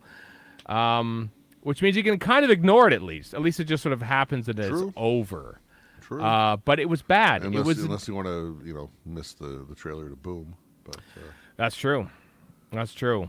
Or you could just cut to the next. Really, they should. Honestly, if Disney Plus is going to have skip intro, they should skip song. You just skip the song there, and then they have that. I would. That would be. I would pay extra for that feature. no Yeah. skip intro, just skip Yeah. song. I thought about it. I actually paused it because you can do that with streaming, and said, "Do I skip this?" No, I am duty bound to watch this. So I did sit through it and just go, "Oh, fine, just wash over me." Oh, on second watch, Erica was playing Baldur's Gate on the one TV. I had this on the second TV. I was watching it at proper volume, then the song started. And I just like, let's just turn you down. Let's just turn you right down. Yeah. Oh, that was embarrassing. I didn't like that at all. I wonder what the we will think. I wonder what the new viewers They'll probably love it, They'll and love good it. for them. Maybe They'll they love will. I guess. I just fine. hope that so you've taken two big swings at doing a musical number in Doctor Who. I watched Church on Ruby Road again yesterday, just sort of on my iPad as I was working leading up to 5:00, and new Doctor Who, and I thought I like this episode. This is really good. Like for the first 20 minutes, it's a lot of fun. Everything's having fun, and then Then the goblins. the Goblin song where they're playing trumpet sounds on like seashells and everything like that. Like there's another thing where like why are the sounds happening in this that aren't? I'll give this song this. Yeah. It's way more of an earworm, even if I don't like it, than the Goblin song is. No, I don't Like remember. it is stuck in my head, even though which I'm something not happy about. It's something that comes from Gremlins too. Gremlins 2 is a far better Goblin movie. just to mention another, you're probably not familiar with it. I don't know how you were, but the Austin Powers franchise, and I think it's the second one where Madonna does a great song, "Beautiful Stranger." It is a good song, yeah. Fantastic, Yeah. but it sounds like it's from 1967. The way it's recorded, More or the way less, the sound. yeah, more And or here it's just like it's polished and it's just like big and brassy and blah. And it's like this is not 1963 music. If they had, Ladies and gentlemen, Mr. Burt Bacharach. I wouldn't have liked the song either way, but I think if they made a decent sounding song and a decent sounding period song and not this just over the top energy nonsense that it was, maybe I would have been okay. I kind of see what they're doing with, but it just felt so out of place and dumb. And I just hope So- they've got it out of their system because I doubt it. If they attempted a full on musical episode of Doctor Who, A would be bad because there's 1/8 of check in on me, 'cause 1/8 of it's your not gonna go season well. gone down the tubes with that. But if this is the quality of musical numbers we would get, Yeah, bring in bad. if you're gonna bring in That- Jinx Monsoon for another top villain. Bring- Bring in I don't know whoever the big Broadway Bring in person a is, except band. Lin-Manuel Miranda. Absolutely do not do that. No, get like the Arctic Monkeys or somebody to do the Yeah, get some musical- big British deal. Yeah, Whoever right, that might to be. get it I don't know. out. I'm not qualified to tell you who that Ed is. Sheeran, clearly. Ed Sheeran. Get Ed Sheeran. Who honestly, live, Ed Sheeran's amazing. Not that I've seen him live, but I've seen him on like Okay, TV shows. my It's only just him and his experience of guitar Ed in a loop Sheeran- box. It's amazing. It's My amazing. what he only does. experience of Ed Sheeran Right. is getting home from something else, and he had just let out. And I live a block from where he was playing, and these streets were filled. I mean, like filled, like in a movie filled. And I was Right. like, so which is why I'm going to lockdown when Taylor Swift shows up in December in Vancouver, because like I'm literally going to pretend it's COVID because you're not going to be able to get. And there's nothing against Taylor Swift. There's nothing against her fans. Oh, But I have to like hide because it's going to be lunacy here for 3 days. Oh, I don't know. Her fans are bullies. So I've been told. I'm not going to slag her fans until I run into them on December 6th, 7th, and 8th, but I am going to basically act like I can't go out for 3 days because everything's going to be 5 times as expensive and crowded. Anyway, I don't want the dumb song to overshadow the rest of the episode, which I mostly liked a lot more than I thought it would. But it does I'm weigh on me. I'm going to dive into my notes if that's okay. Yeah. Let's do it. I Let's don't get- have get to any the talking points. I don't have anywhere near as much as I did for Space Babies, but Right. some of it's already been covered. But nevertheless, we kind of touched on this. But is it cheesy or clever to have Maestro lead into the Doctor Who theme and the jukebox to have the end of it? I kind of liked it. I didn't mind it. It was kind of fun. Of all the over-the-top diegetic stuff in this or whatever, those are the least offensive, frankly. Yeah. I liked that the piano bit carried into the first few bars of And I'm glad they didn't continue through. Theme They on the mixed credits. it in. Yeah. Yeah. when the for the cold open, the kid whines about wanting something more exciting to play, so the tutor goes straight to something called the Devil's Chord. Yeah. Maybe he's like a Satanist. The exclamation I put in my notes was "OMG WTF BBQ." Like, what? Like, okay, it's The musical. 1925? Was that Yeah, what it was? 25. Yeah, 25. Yeah. There's got to be something upbeat you can play. Like, oh, let's go straight to the Devil's Chord. Do 'cause some ragtime. church- Come on. The church Well, banned this. I was Where's gonna the say Charleston? ragtime was probably banned by the church too for Yeah. racist reasons. Do a little Al Jolson. I don't know what the era had. Please don't do any Al Jolson whatsoever. Yeah, interesting note. The actor who played that music teacher was a guy by the name of Jeremy Lim, the son Oh, of BBC Radiophonic Workshop musical artist Roger Lim. Lim. Well, that's Who did cool. Several episodes of Doctor Who. Yep. interesting. Yep. Okay, so And he was fine as that actor. I didn't have a he's- problem with that character. Like, He's Yeah. got bona fide music credentials then.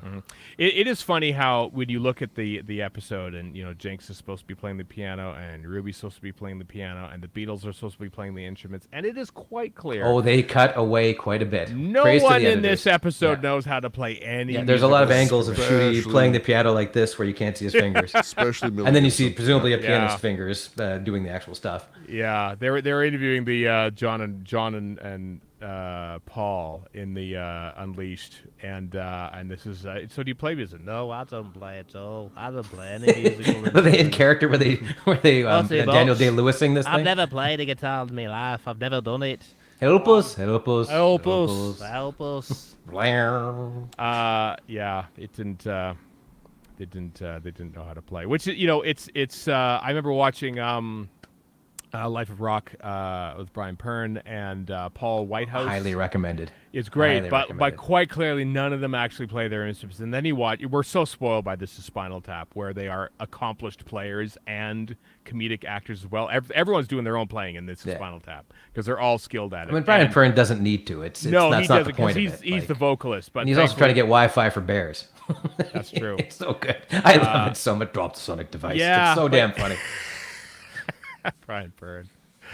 Anyway, your notes, Chris. Sorry, derailed us there. Talk of Spinal Tap, but I think I could have done without the apparent oral fixation from Maestro, because they had the conductor's baton in their mouth and the tuning Yeah. fork in their mouth. Surprisingly, I didn't even think about that. till no, you I didn't think mentioned about that. Maybe it just helps sell the Jinx character. eats I don't music. know. I kind of like she it. Yeah. actually eats. I thought it was kind of neat. Actually, I don't know. I thought the effect actually of the musical bars and stuff is being used as. It was well rendered. As Let's put bondage. it that way. Yeah. Yeah, it is. It is, as I said earlier, a very Batman villain. But Oh yes. And there's a pantheon. So what other Batman villains are coming our way? yeah, Who's There's gonna one, be- the one who's who gonna be waits. the Riddler. Who's gonna be Catwoman? Who's gonna yeah. be? Maybe it's Chris Waits. Maybe Chris Waits is the one that's coming. It's going to be the Catwoman coming out of the. Maybe it's Chris Gaines, aka Garth Brooks from the '90s. I'm sorry. That was a great album. That was I forget that ever happened on a decade-long basis, and then We I'm didn't reminded get of rights it. to a Beatles song or a Garth Brooks song, but Now, I gotta say, Chris Gaines any got it. interview I've seen with Garth Brooks, he seems like a pretty level-headed guy for somebody who made $1 zillion, and Right. like he seems like a pretty liberal dude. So he's all right in my books, as far until I hear otherwise. yeah, given the nature of his work, sure. Yeah. The costume change. So when Ruby says our clothes or my clothes, and the doctor's like, oh, I got a bunch of wigs, whatever. When Yeah. she says beehive, but just after they do the costume change and they come out, and just the tracking shot as they go down Yeah. the ramps, Oh, yeah. just such a great use. Yeah, of it is the really console good. room. Yeah. Ben Chessel, very good direction Looked in this. phenomenal. Yeah. And I just love the cheek of it. It's like, well, we're changing clothes, and were we explaining how? Nope. Which I thought was great. And it basically amounts to a montage. Yeah, More or essentially. less. I mean, we've seen it in Robot and Time of the Rondi too, where the doctor goes in, changes. And Christmas clothes, comes Invasion. out. Song Yep. for 10. Yep. Yeah. Cilla Black almost does the Barney theme song. I had to look up who Cilla Black was. Yeah, a lot of people didn't know who Cilla Black was. Erica was thinking, so who is Cilla? I vaguely, I'm like, oh, that is a '60s big deal in Britain, but I don't know who In exactly. England, So didn't cross over yeah, here. Cilla Black, you got Desi Springfield. Those are your probably a couple of your biggest ones. But Yeah. because she does the whole "I love you, you love me," very much Oh, I see what you approximating mean. the Barney Barney theme song. I've stopped thinking about Barney since he was the target of edgelords in the early days of the internet. Yeah. He lives rent free in my brain permanently, I think. Great. What a wonderful condition to have. The world did not end in 1963, setting up the whole Pyramids of Mars parallel. Yeah. It's very good, I thought. Yeah, they did a good job of it. Was it after the stuff on the roof? I don't know. When Maestro's on the left of the screen, the Doctor and Ruby are on the right, and they're just in this room somewhere. Right. It's like, quick, stop the episode for a PowerPoint presentation. As they talk about the... I suppose. Also, I like they go back to 1963 and everything's empty, a la every action movie of the 80s. Hey, we're going to have a big conflagration between He-Man and Skeletor in a small town that's somehow empty otherwise. Yeah, it was kind of weird, actually, how there were no cars on the street on that might be Abbey Road, but thematically or moodily part of it because things are getting destroyed or whatever, but... yeah. They are walking on a crosswalk, but, maybe everyone's locked inside because they're not listening to music. Maybe. Yeah, the world has turned sour because of a lack of music. Yeah, a lack of good music anyway. Yeah. And then the last thing I had in my notes was there's a mention of Music of the Spheres. That's true. That's not just a Doctor Who thing. That's an actual thing, though. Is it an actual thing? I mean, that's basically the soundtrack of 2001 is essentially that. Yeah. It's a Doctor Who thing in my books. I know because there was a special thing that was related to, I think, Doctor in the Proms or something like that. Something like that. Also, alien mode and scale is a thing. I don't know how it means pertaining to this episode. That's another thing that I want to get Jess Jerkovic opinion on. So next episode, I'll check back with you on that and how that all pertains. But given that apparently the chord to banish Jinx was a C major. Nobody stumbled across this before. Yeah, right. I feel like I played C major a lot of times. It's a pretty. I'm not qualified to speak on music stuff, but it seemed that didn't ring true to me as an ignoramus. Pretty common chord, and not actually the chord that the Doctor was. Well, he was going C and then G and then C again, an octave higher, and then another. What C, I would have liked and to then have seen, right? Okay, would be at the end the sequence to banish Jinx, Maestro, right? Would be what Paul saw in his dreams. A walrus, a G, an E, a G again a couple times, G twice, and a C, and then maybe a C. Yeah. Oh yeah. Okay. That would have been a nice little tie-in, a little bow on the box, and makes the Beatles the heroes. Yeah, and those are so basic, generic. You can kind of tell that Russell T Davies doesn't know much about chords or how to play catch. Well, I don't know either. So as evidenced in either of those things. Yeah, in the giggle, it's like, how do you play? You just throw things, right? That's how it is. Okay. Well, what's music chords? I don't know. What are chords? G, I think. C's. Were you going to tell them otherwise? This is not to compare him to Elon Musk, but it's kind of like, hey, this Cybertruck looks like a good idea. Sure, whatever you say, boss. Yeah. Like that. There's a little bit of that at play, maybe. I suppose so, but it does speak to clearly Russell T Davies wrote this episode. It didn't say to Murray. So what are some chords? What are good chords? You got Murray Gold right there in the studio. You could have asked him. There. Ask him a chord. What about a C major seventh? E suspended minor fourth or something. What's a good song? Well, I just happen to have this one in my back pocket. Yeah. What do you think? What kind of chord do you think would banish a god of the pantheon to non-existence? I don't know. C major. Something metal. That's what we needed. Yeah. Some metal. Didn't even work in D minor, the saddest of all chords into this. It was right there. They could have had a Spinal Tap reference in there. You're talking musical gibberish to me. I have no idea what you're Lick talking My about. Love Pump, but They could have done. Talk about... No, I'm not saying it. Yeah, so, I'm still not...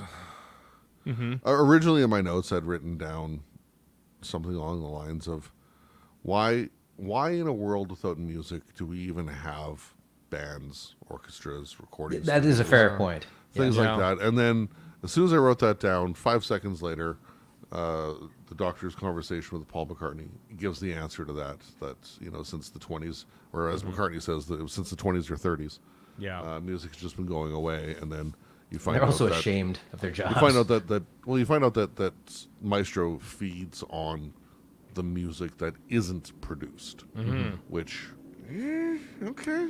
I could Much like a record that. executive. But yeah, I mean, there are worse things out there, I guess. But the Weeping Angels feast on a life not lived, essentially. You know, I suppose, yeah.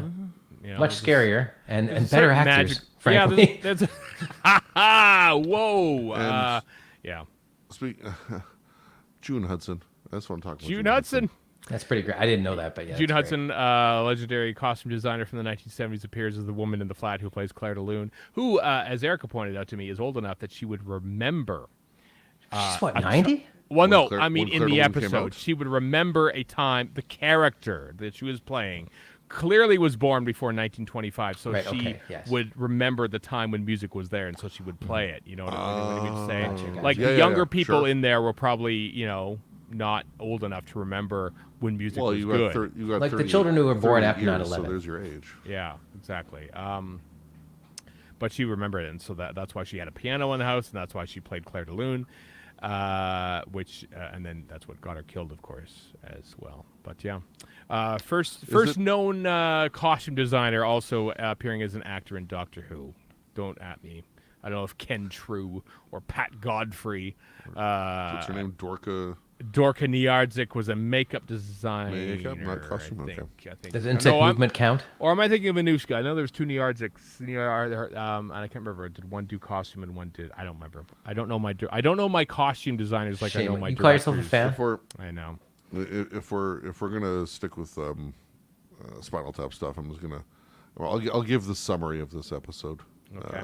in the vernacular. Of Oh space, no! Oh in the no! vernacular of Space Babies. Shizzle sandwich. I was waiting for that. That's You can't say that. if God Can't rested dust on for vomit. if God rested on on the seventh day, surely they could have found out the day He created Spinal Tap and rested on that day too. Let's qualify all this. We are three middle-aged white dudes, more or less from Alberta. Right. We are not the audience for this musical episode. Probably And not. Like I said before, if you enjoyed it, I'm happy for you. Yeah. Not happy with you. I'm happy for you. Yeah. So I was, as we were watching stuff last night, Kat was asking about production order, and I had no idea, so I looked. I it actually up. don't know. No. So apparently, this is block 3 of Makes 5. sense. Right. Ruby Road had its own production block. So 5 and 6 were shot first, then Ruby Road, and then 1 and 3. 5 and 6. 5 and So 6 that's first, Dot and Bubble and Rogue. Okay. Yeah. and then Ruby Road, and then 1 and 3 were shot, and then 2 and 5. 2 and 4. 2 and 4. You're confusing me already now. Yeah, I have no Okay, idea. so first block was 5 and 6, 5 and 6. Dot and Bubble and Rogue. and then 0, And then Church and Ruby Road. and then 1 and 3, And then Space Babies and Boom. and then 2 and 4, and then And then, 7 which is, so Devil's Chord is quite late in the game. That's what. and 7 and 8. Okay. So a lot of time to think about that in number, and they still did it. Yeah, they still did it.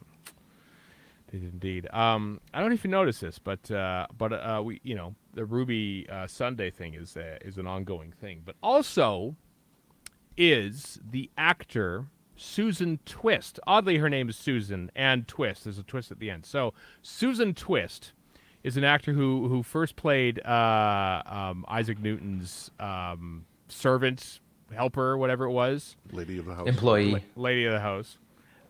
She then went on to appear as the hippie in Church on Ruby Road. Or was it Church on Ruby Road? Yeah, it was Church on Ruby Road, the Christmas special. And then she appeared as one of the... And the camera actually pushed in on her as one of the people on the space station, the Space Babies, giving their report. Scalzi was her name. Yes, Yeah, which I thought Scalzi. was a reference to the sci-fi writer. John Scalzi, possibly.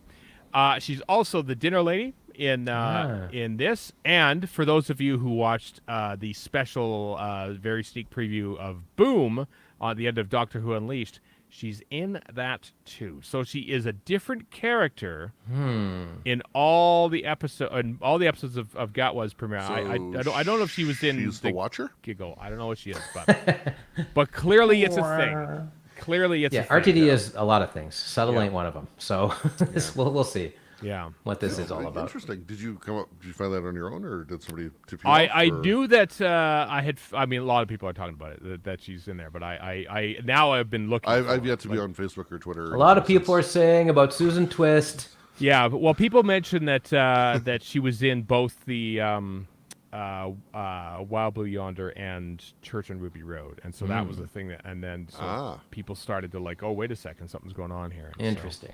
so when I saw her, when they saw the camera linger in Spay Pieces, okay, there's a pattern here.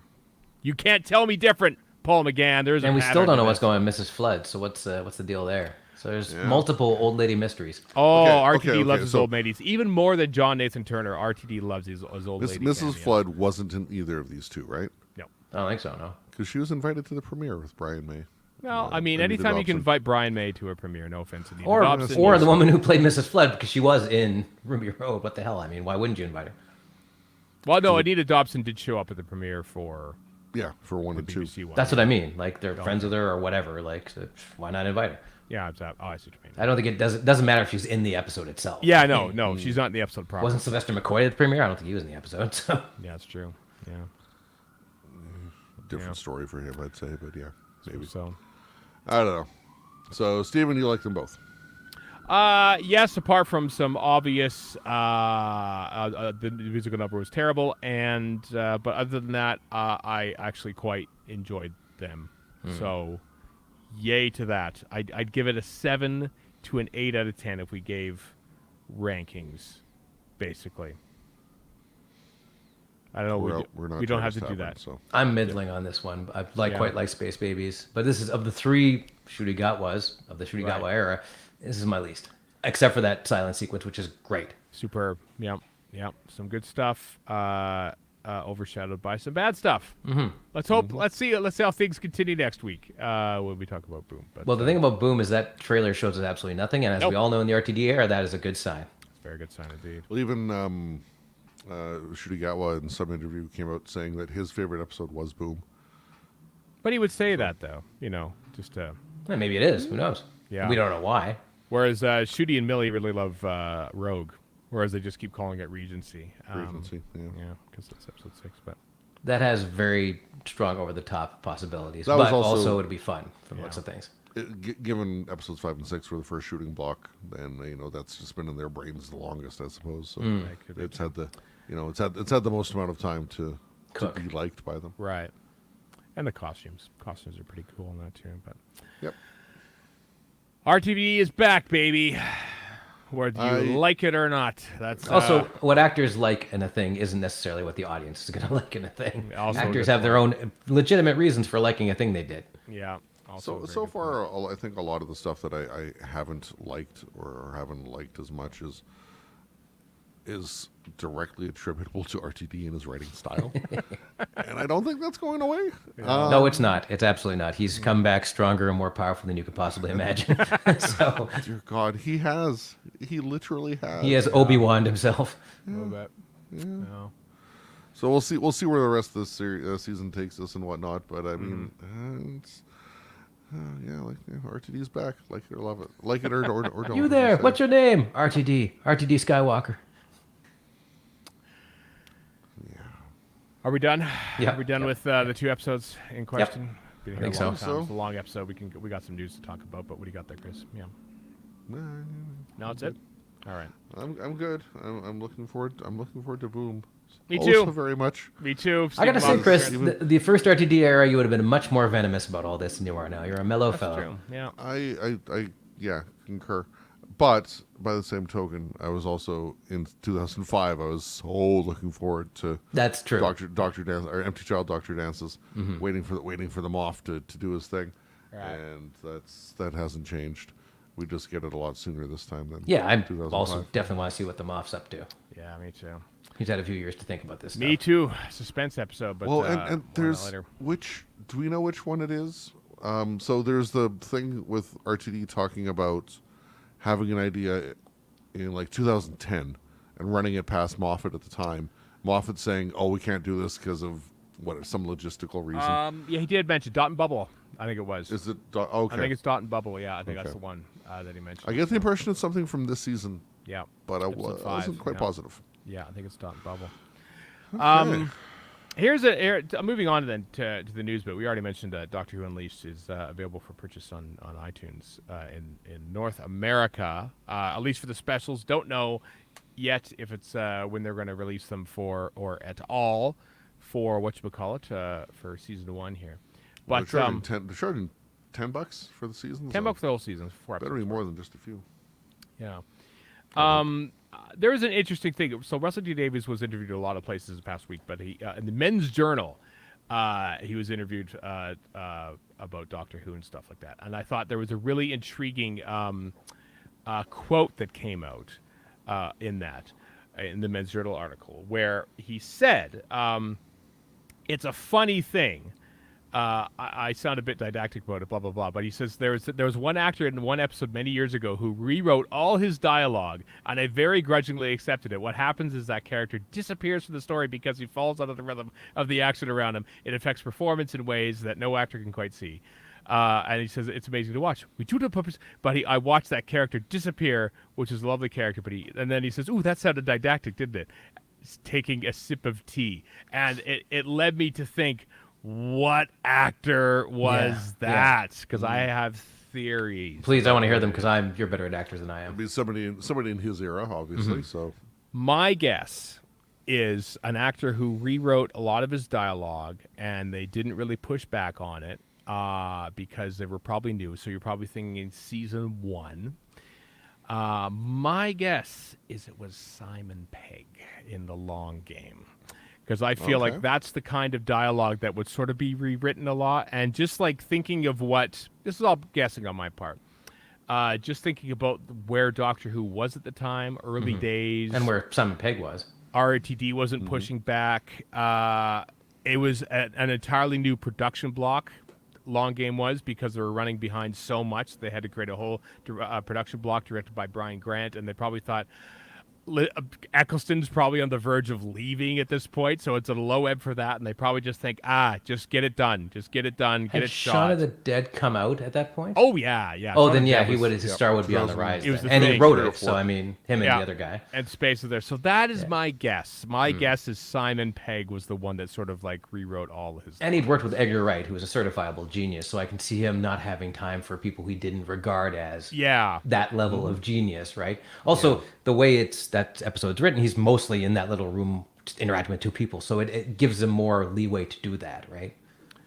Yeah. Structurally speaking. Yeah. Anyway, that's my guess. As I say, it's just a guess, but that's what I think anyway. But RTD confirms a more diverse set of writers for season 2 of the show. He said this in the Radio Times, or he said the Radio Times reported. He probably said it somewhere else, but yeah, I like that he sort of like is aware of the fact that he has written most of the episodes in season 1. It's hard to be less diverse than mostly that one guy. Yeah, and wants to spread it out for season 2, which of course is already in the can. Essentially, I think they're still shooting some stuff without the stars of the show, so they're probably still doing production, but nothing that requires the actual stars. So that's all done. So that's good. So there you go, Chris. If you're not a fan of RTD's writing, you might have less of it to deal with in the next. I am a fan of some of his writing. Like I like a lot of stuff he does. Just some things I don't. I'm same with Moffat, honestly. I've slated more in one weighed more in one against the other. But yeah, I've said it before, and I'll happily say it again. RTD is an amazing producer. Yep. He is an amazing champion for the show. he's great at characters. Not a big fan of his writing. No. And he's great at big emotional moments, but sometimes maybe not so much. As long as they're not set to music, basically. Yes. I'm going to resurrect the term RTD blue balls because he is great at the build-up. Nobody But asked for that. The delivery and the climax are not there. Right. So far, we'll see how he's matured a little bit. Yeah. I suppose. And here's the thing: like most people love the Tennant and the RTD era more than anything else. And I don't I don't agree with them, but that doesn't mean they're wrong. Yeah. There's some stuff with Schuette's characterization and performance that really reminds me of early Tennant. That it really rubs me the wrong way. Really? The He seems like his own guy to me, but the overexcitement at the smallest thing. Yeah. Stuff like that. I brought that this feels Schuette-ish to me. Okay. Yeah. I brought this up to Kat last night as we were watching the stuff, and she's like, "Well, he is he dealt with his crap as the 14th Doctor. He's the therapy doctor, whatever. So yeah, maybe he can be excited and whatever. And, okay, fine. I'll see where that goes. But there's some parallels with early Tennant that led me to really hate the Tennant Doctor. And I have to 10th praise Doctor. RTD for making the therapy doctor. I thought that was actually kind of an interesting take to have this guy finally solve all these problems, so they're not dogging him through the next 14 regenerations. I thought that was Right. kind of cool. And having Tennant, even though I was really worried about Tennant playing a 14th Doctor, I like how he played it as a more mature version of that person. So Yeah. I thought that was really cool. So Well, that I'll give I think- RTD that. At base level, that is RTD stuff. I think it's testament to Tennant's acting ability That too, and yeah. RTD's writing. That the maturity came through as evidently as it did. And it gives him carte blanche for Shooty and whatever other doctors to do new and interesting stuff. Some of which is going to be over-enthused, I'm excited stuff. Yeah, I mean, it's always good to have your lead character excited about things, I suppose. About wanting to, I did like that. Well, I do it for days like this. This I'm is happy why to be I don't- alive. I don't have a job. We're near. I love the line. We nearly died, but we lived so much. I think yes, we did. Yes, we did. Okay, when you factor it in, we lived about 600% here and almost died as well. And it kind of, Oh, yeah. Devil's Chord, one thing we haven't mentioned yet that I All did like was where he's like, that split me in half, and I don't think I can do that again. I'm like, okay, so there are actual consequences for bi-generation. Yeah. I like that you did that, That as was opposed to a good- just wacky bi-generation. Now it's, Yeah. there's actually Split something to his this. soul in half. He says, Yeah, like I mean, Yeah. is he hand waving a bit? Sure, but I did like that. There's more to it than just what we saw as a Yeah. gimmick, right? So Yeah, and I mean, at the end of the day, he does, had traveled alone, or whatever. He's got the whole, the weight of the genocide, the Time War, the Daleks, the Master, the whatever, weighing him down. Is there really anything wrong with him being excited when Ruby says, "I want to see the Beatles"? No. There's nothing wrong with that. Also, this just dark thought occurred to me. So he's like, I've been split in half. So what's the solution to that at the end of season 1? Well, Right. what could it be? The other doctor that's kicking around. So No, I, he actually- I don't RTD believe it for a has said second. that I Tennant don't is believe retired. it. I absolutely don't believe I a do word he believe says. it. I do believe it. I think RTD knows that this He's Shooty the Got father was of show lies. now. No, he's the father of lies. this is Shooty Got was show now. and RTD has also said no Daleks, no Cybermen, no whatever. I do believe that as well. I believe that. We'll see. I don't when trust him, honestly. When the way you're putting it though is they need a rest. When your reasoning is saying they're Chibnall tired did and the we need to same take thing. a break for them, it's going to be like, but we're bringing it back anyway, because then he's yeah. counteracting himself. It just, I don't know. Like, Chibnall did the same thing with series 11, where there's no old returning monsters. I don't want to see this happen. I'm just saying I would not Yeah. be surprised if it did. Because it seems like a gimmicky kind of thing that RTD couldn't resist. I mean, if they have shot them, they haven't appeared in public. Let's put it that way. I suppose, yeah. Yeah. Yeah. So because not that I follow set reports that much, but whenever a Dalek or a Cyberman appears on location, it gets through. And the Tennant filter. gets the same level of attention, so yes. I Yeah. mean, I'm just being a negative Nelly, frankly. So Well, that's not surprising, Warren. yeah, I'm on brand. Just like RTD's on brand with over the top nonsense, I'm on brand with negativity. That's true. Speaking of RTD, our good friend Kyle Anderson talked with him and Shooty and Millie Gibson on the Nerdist channel. Links in the show notes. It was a very good chat. There are a few of the press junket interviews there, but Kyle had the genius best. move. The best. best. It was my favorite because Kyle fantastic.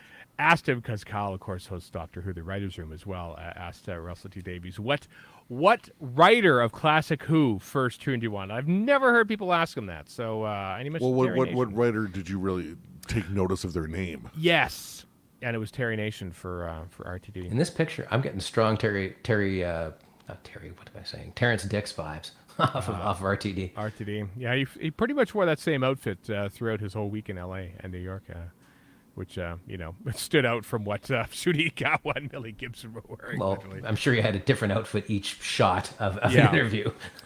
That's true. Also, there was a great interview. The YouTube version is in the show notes on Canadian radio. Shooty Got was on CBCQ on Friday, and it was great too because it's like a sit down over Skype or Zoom or whatever like that. But it's like about 20 minutes long, and it's a little more long form chat than the sort of Yeah, the Q's known soundbitey- for that. Yeah, the soundbitey stuff that you sort of might have heard during the press junket. It's a good interview. You really get to know Shooty Guy. I mean, there's time to breathe in it, which I don't think you get when it comes to the press junket stuff. With Yeah, 7 minutes, like, to, I mean, give us the buzzwords and all that. Him and well, all three of them have just been run ragged, I'm sure, through this whole thing. So they must be exhausted. Yeah, well, it didn't show in that interview. It was a good interview, so check it out. Links to the show notes. There's a special ident for what was it right before EastEnders? I think it was. Yeah, where the audio sort of cut out and it was like Doctor Who. It says, "Oh, this is not 1966 or something," and oh, here's EastEnders on Doctor Who. They love doing that kind of stuff. On BBC. Yeah, on the BBC. So that was kind of fun. Oddly enough, I heard that like. The public presence in the UK was nowhere near as much as it was in North America for the premiere of this. Like, it wasn't even on many magazine covers. Radio Times is all about Eurovision, although they had the week prior was Doctor Who. Like, there wasn't a lot comparatively for a brand new era of Doctor Who for coverage, where, as we've mentioned here, on this podcast, literally every commercial break, including last night. CBC News, I saw tons of it. Yeah, on hockey games. Yeah, like intermission breaks in hockey. Which I understand this is Canada. Right now, the Oilers and Canucks are playing in the playoffs, so all Canadian matchup. Boo. In the Leafs game, Leafs are huge draws. Obviously, like there was Game 7, Leafs Bruins, and there was like Doctor Who ads there. Like that's watched by millions of people, like 2 to 3, 4 million. And so many people. My mom, my Luddite mother, said, "Oh, there's that new Doctor Who show coming. I guess is that right?" To think, well, there you go. You've literally reached everyone now because if my mom knows about Doctor Who, My mom couldn't care less. Yeah. So keep on trucking, Mom. I've heard nothing like that from my mother either. no, well, I don't know. I'm curious to see what if there are any ratings per se when it comes to Disney Plus. If what the numbers will be. They don't release numbers that I've ever seen, and I don't expect that's going to change. So we're still gonna get dun stats. Next week, Maybe. we'll have BBC One numbers for next week, I assume. Which I'm genuinely curious about, just to see this one time, Warren, just to see how it goes over. Nah, come on. Every time stats show up, you're curious. Give me a break. I'm mostly curious because it annoys you. Hey, That's still curious. I know there's a new gold metallized edition of the 14th Doctor's Sonic Screwdriver coming on July 5th, which is goldish kind of thing, as opposed to the previous version, which was what, plastic, or is this just a new version? I don't know, but if you About $50. it's more about or less. $50 if you're a Sonic Screwdriver collector. I think I'm waiting for Shooty Gatwa's version of it myself. I want to have Yeah, that one. totally. Given Which the hopefully comes out by August, because then I can just waltz into some store in England when I'm over there and buy it. So speaking of that, I was talking to Stephen about this yesterday. I was checking out, I was watching Ruby Road again, and I was checking out his trainers, his shoes, his running shoes. And I'm like, those are damn fine looking running shoes. So I was like, I wonder if I can get those in England. And it turns out they're very expensive. But the store is 10 minutes away from my hotel near Piccadilly. So I'm like, yeah, I'm probably going to go over there and buy them. Like, I'm probably going to get these things. I believe it or Is not, that for like a sports director or JD or something? It starts with a G. I can't remember the exact name. I've got Yeah. the link somewhere. But they're expensive, fancy running shoes. But I'm like, you know what? How much money do I spend on stuff? Not that much. What the hell? Maybe I'm going to get these. they're a lot of money. I know this because the Idiot's Lantern live improv at Gallifrey 1, the troupe there wanted to get these shoes for their skit, and oddly enough, they were only available in the UK and Canada. They wouldn't. So I ship can get to the them here. US. So Bob Mitch emailed me about a week and a half before Galley or something like that. It says, "Listen, can you do me a solid?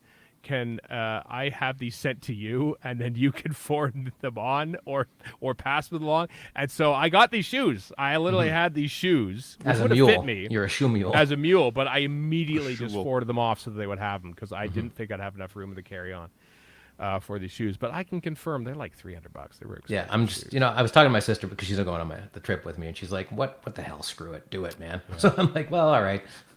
So I think I might just bullet the $300 because how often do I do this? Like, I have boots that I bought for about that, and they're about 20 years old. So Spend the money on the shoes, not Madame Tussauds.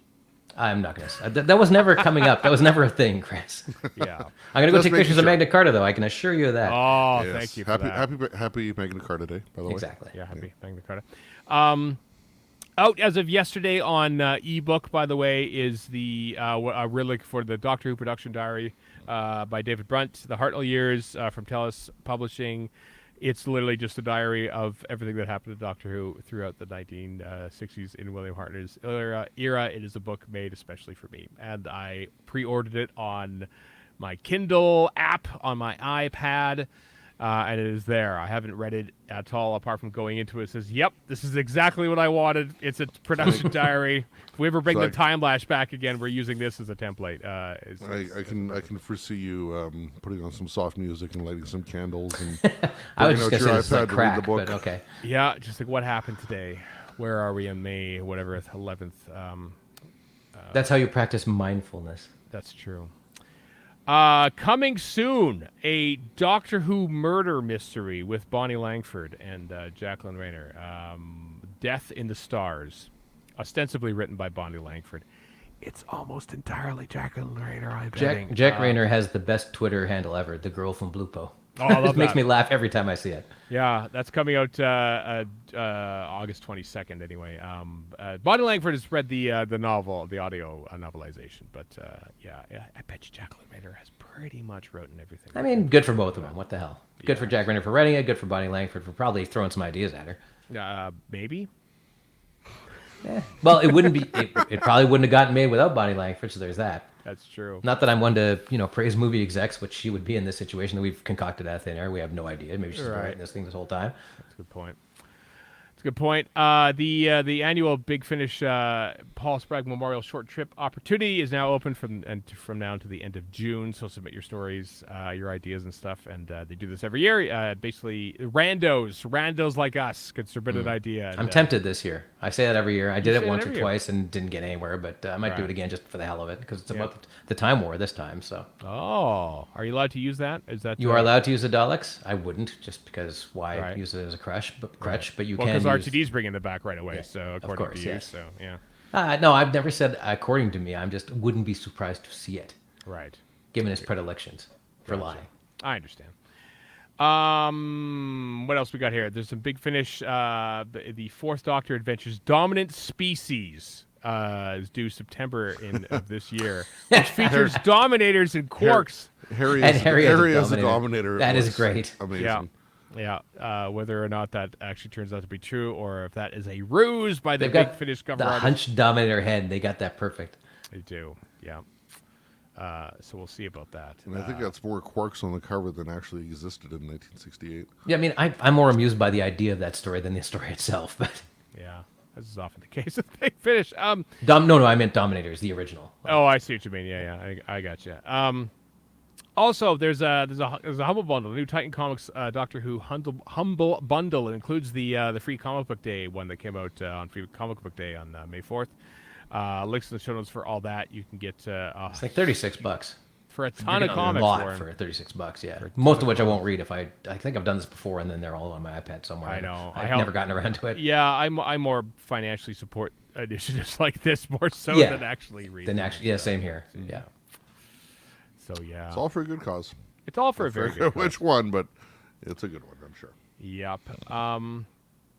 A couple convention shoutouts. Long Island 2 is coming, of course, in August 23rd to 25th, with a whole heap of guests. That being, I'm trying to read them off here: Colin Baker, Nicola Bryant, Mark Strickson, Fraser Hines, Trevor Cooper from Star Cops, Yi So, Colin Spall, Terry Malloy, Dominic Lynn, Jason Halery, oh my God, Jonathan Watson, Nev Fountain, Blair Shed, and John Peel, all coming to L.I. Who in August 23rd to 25th.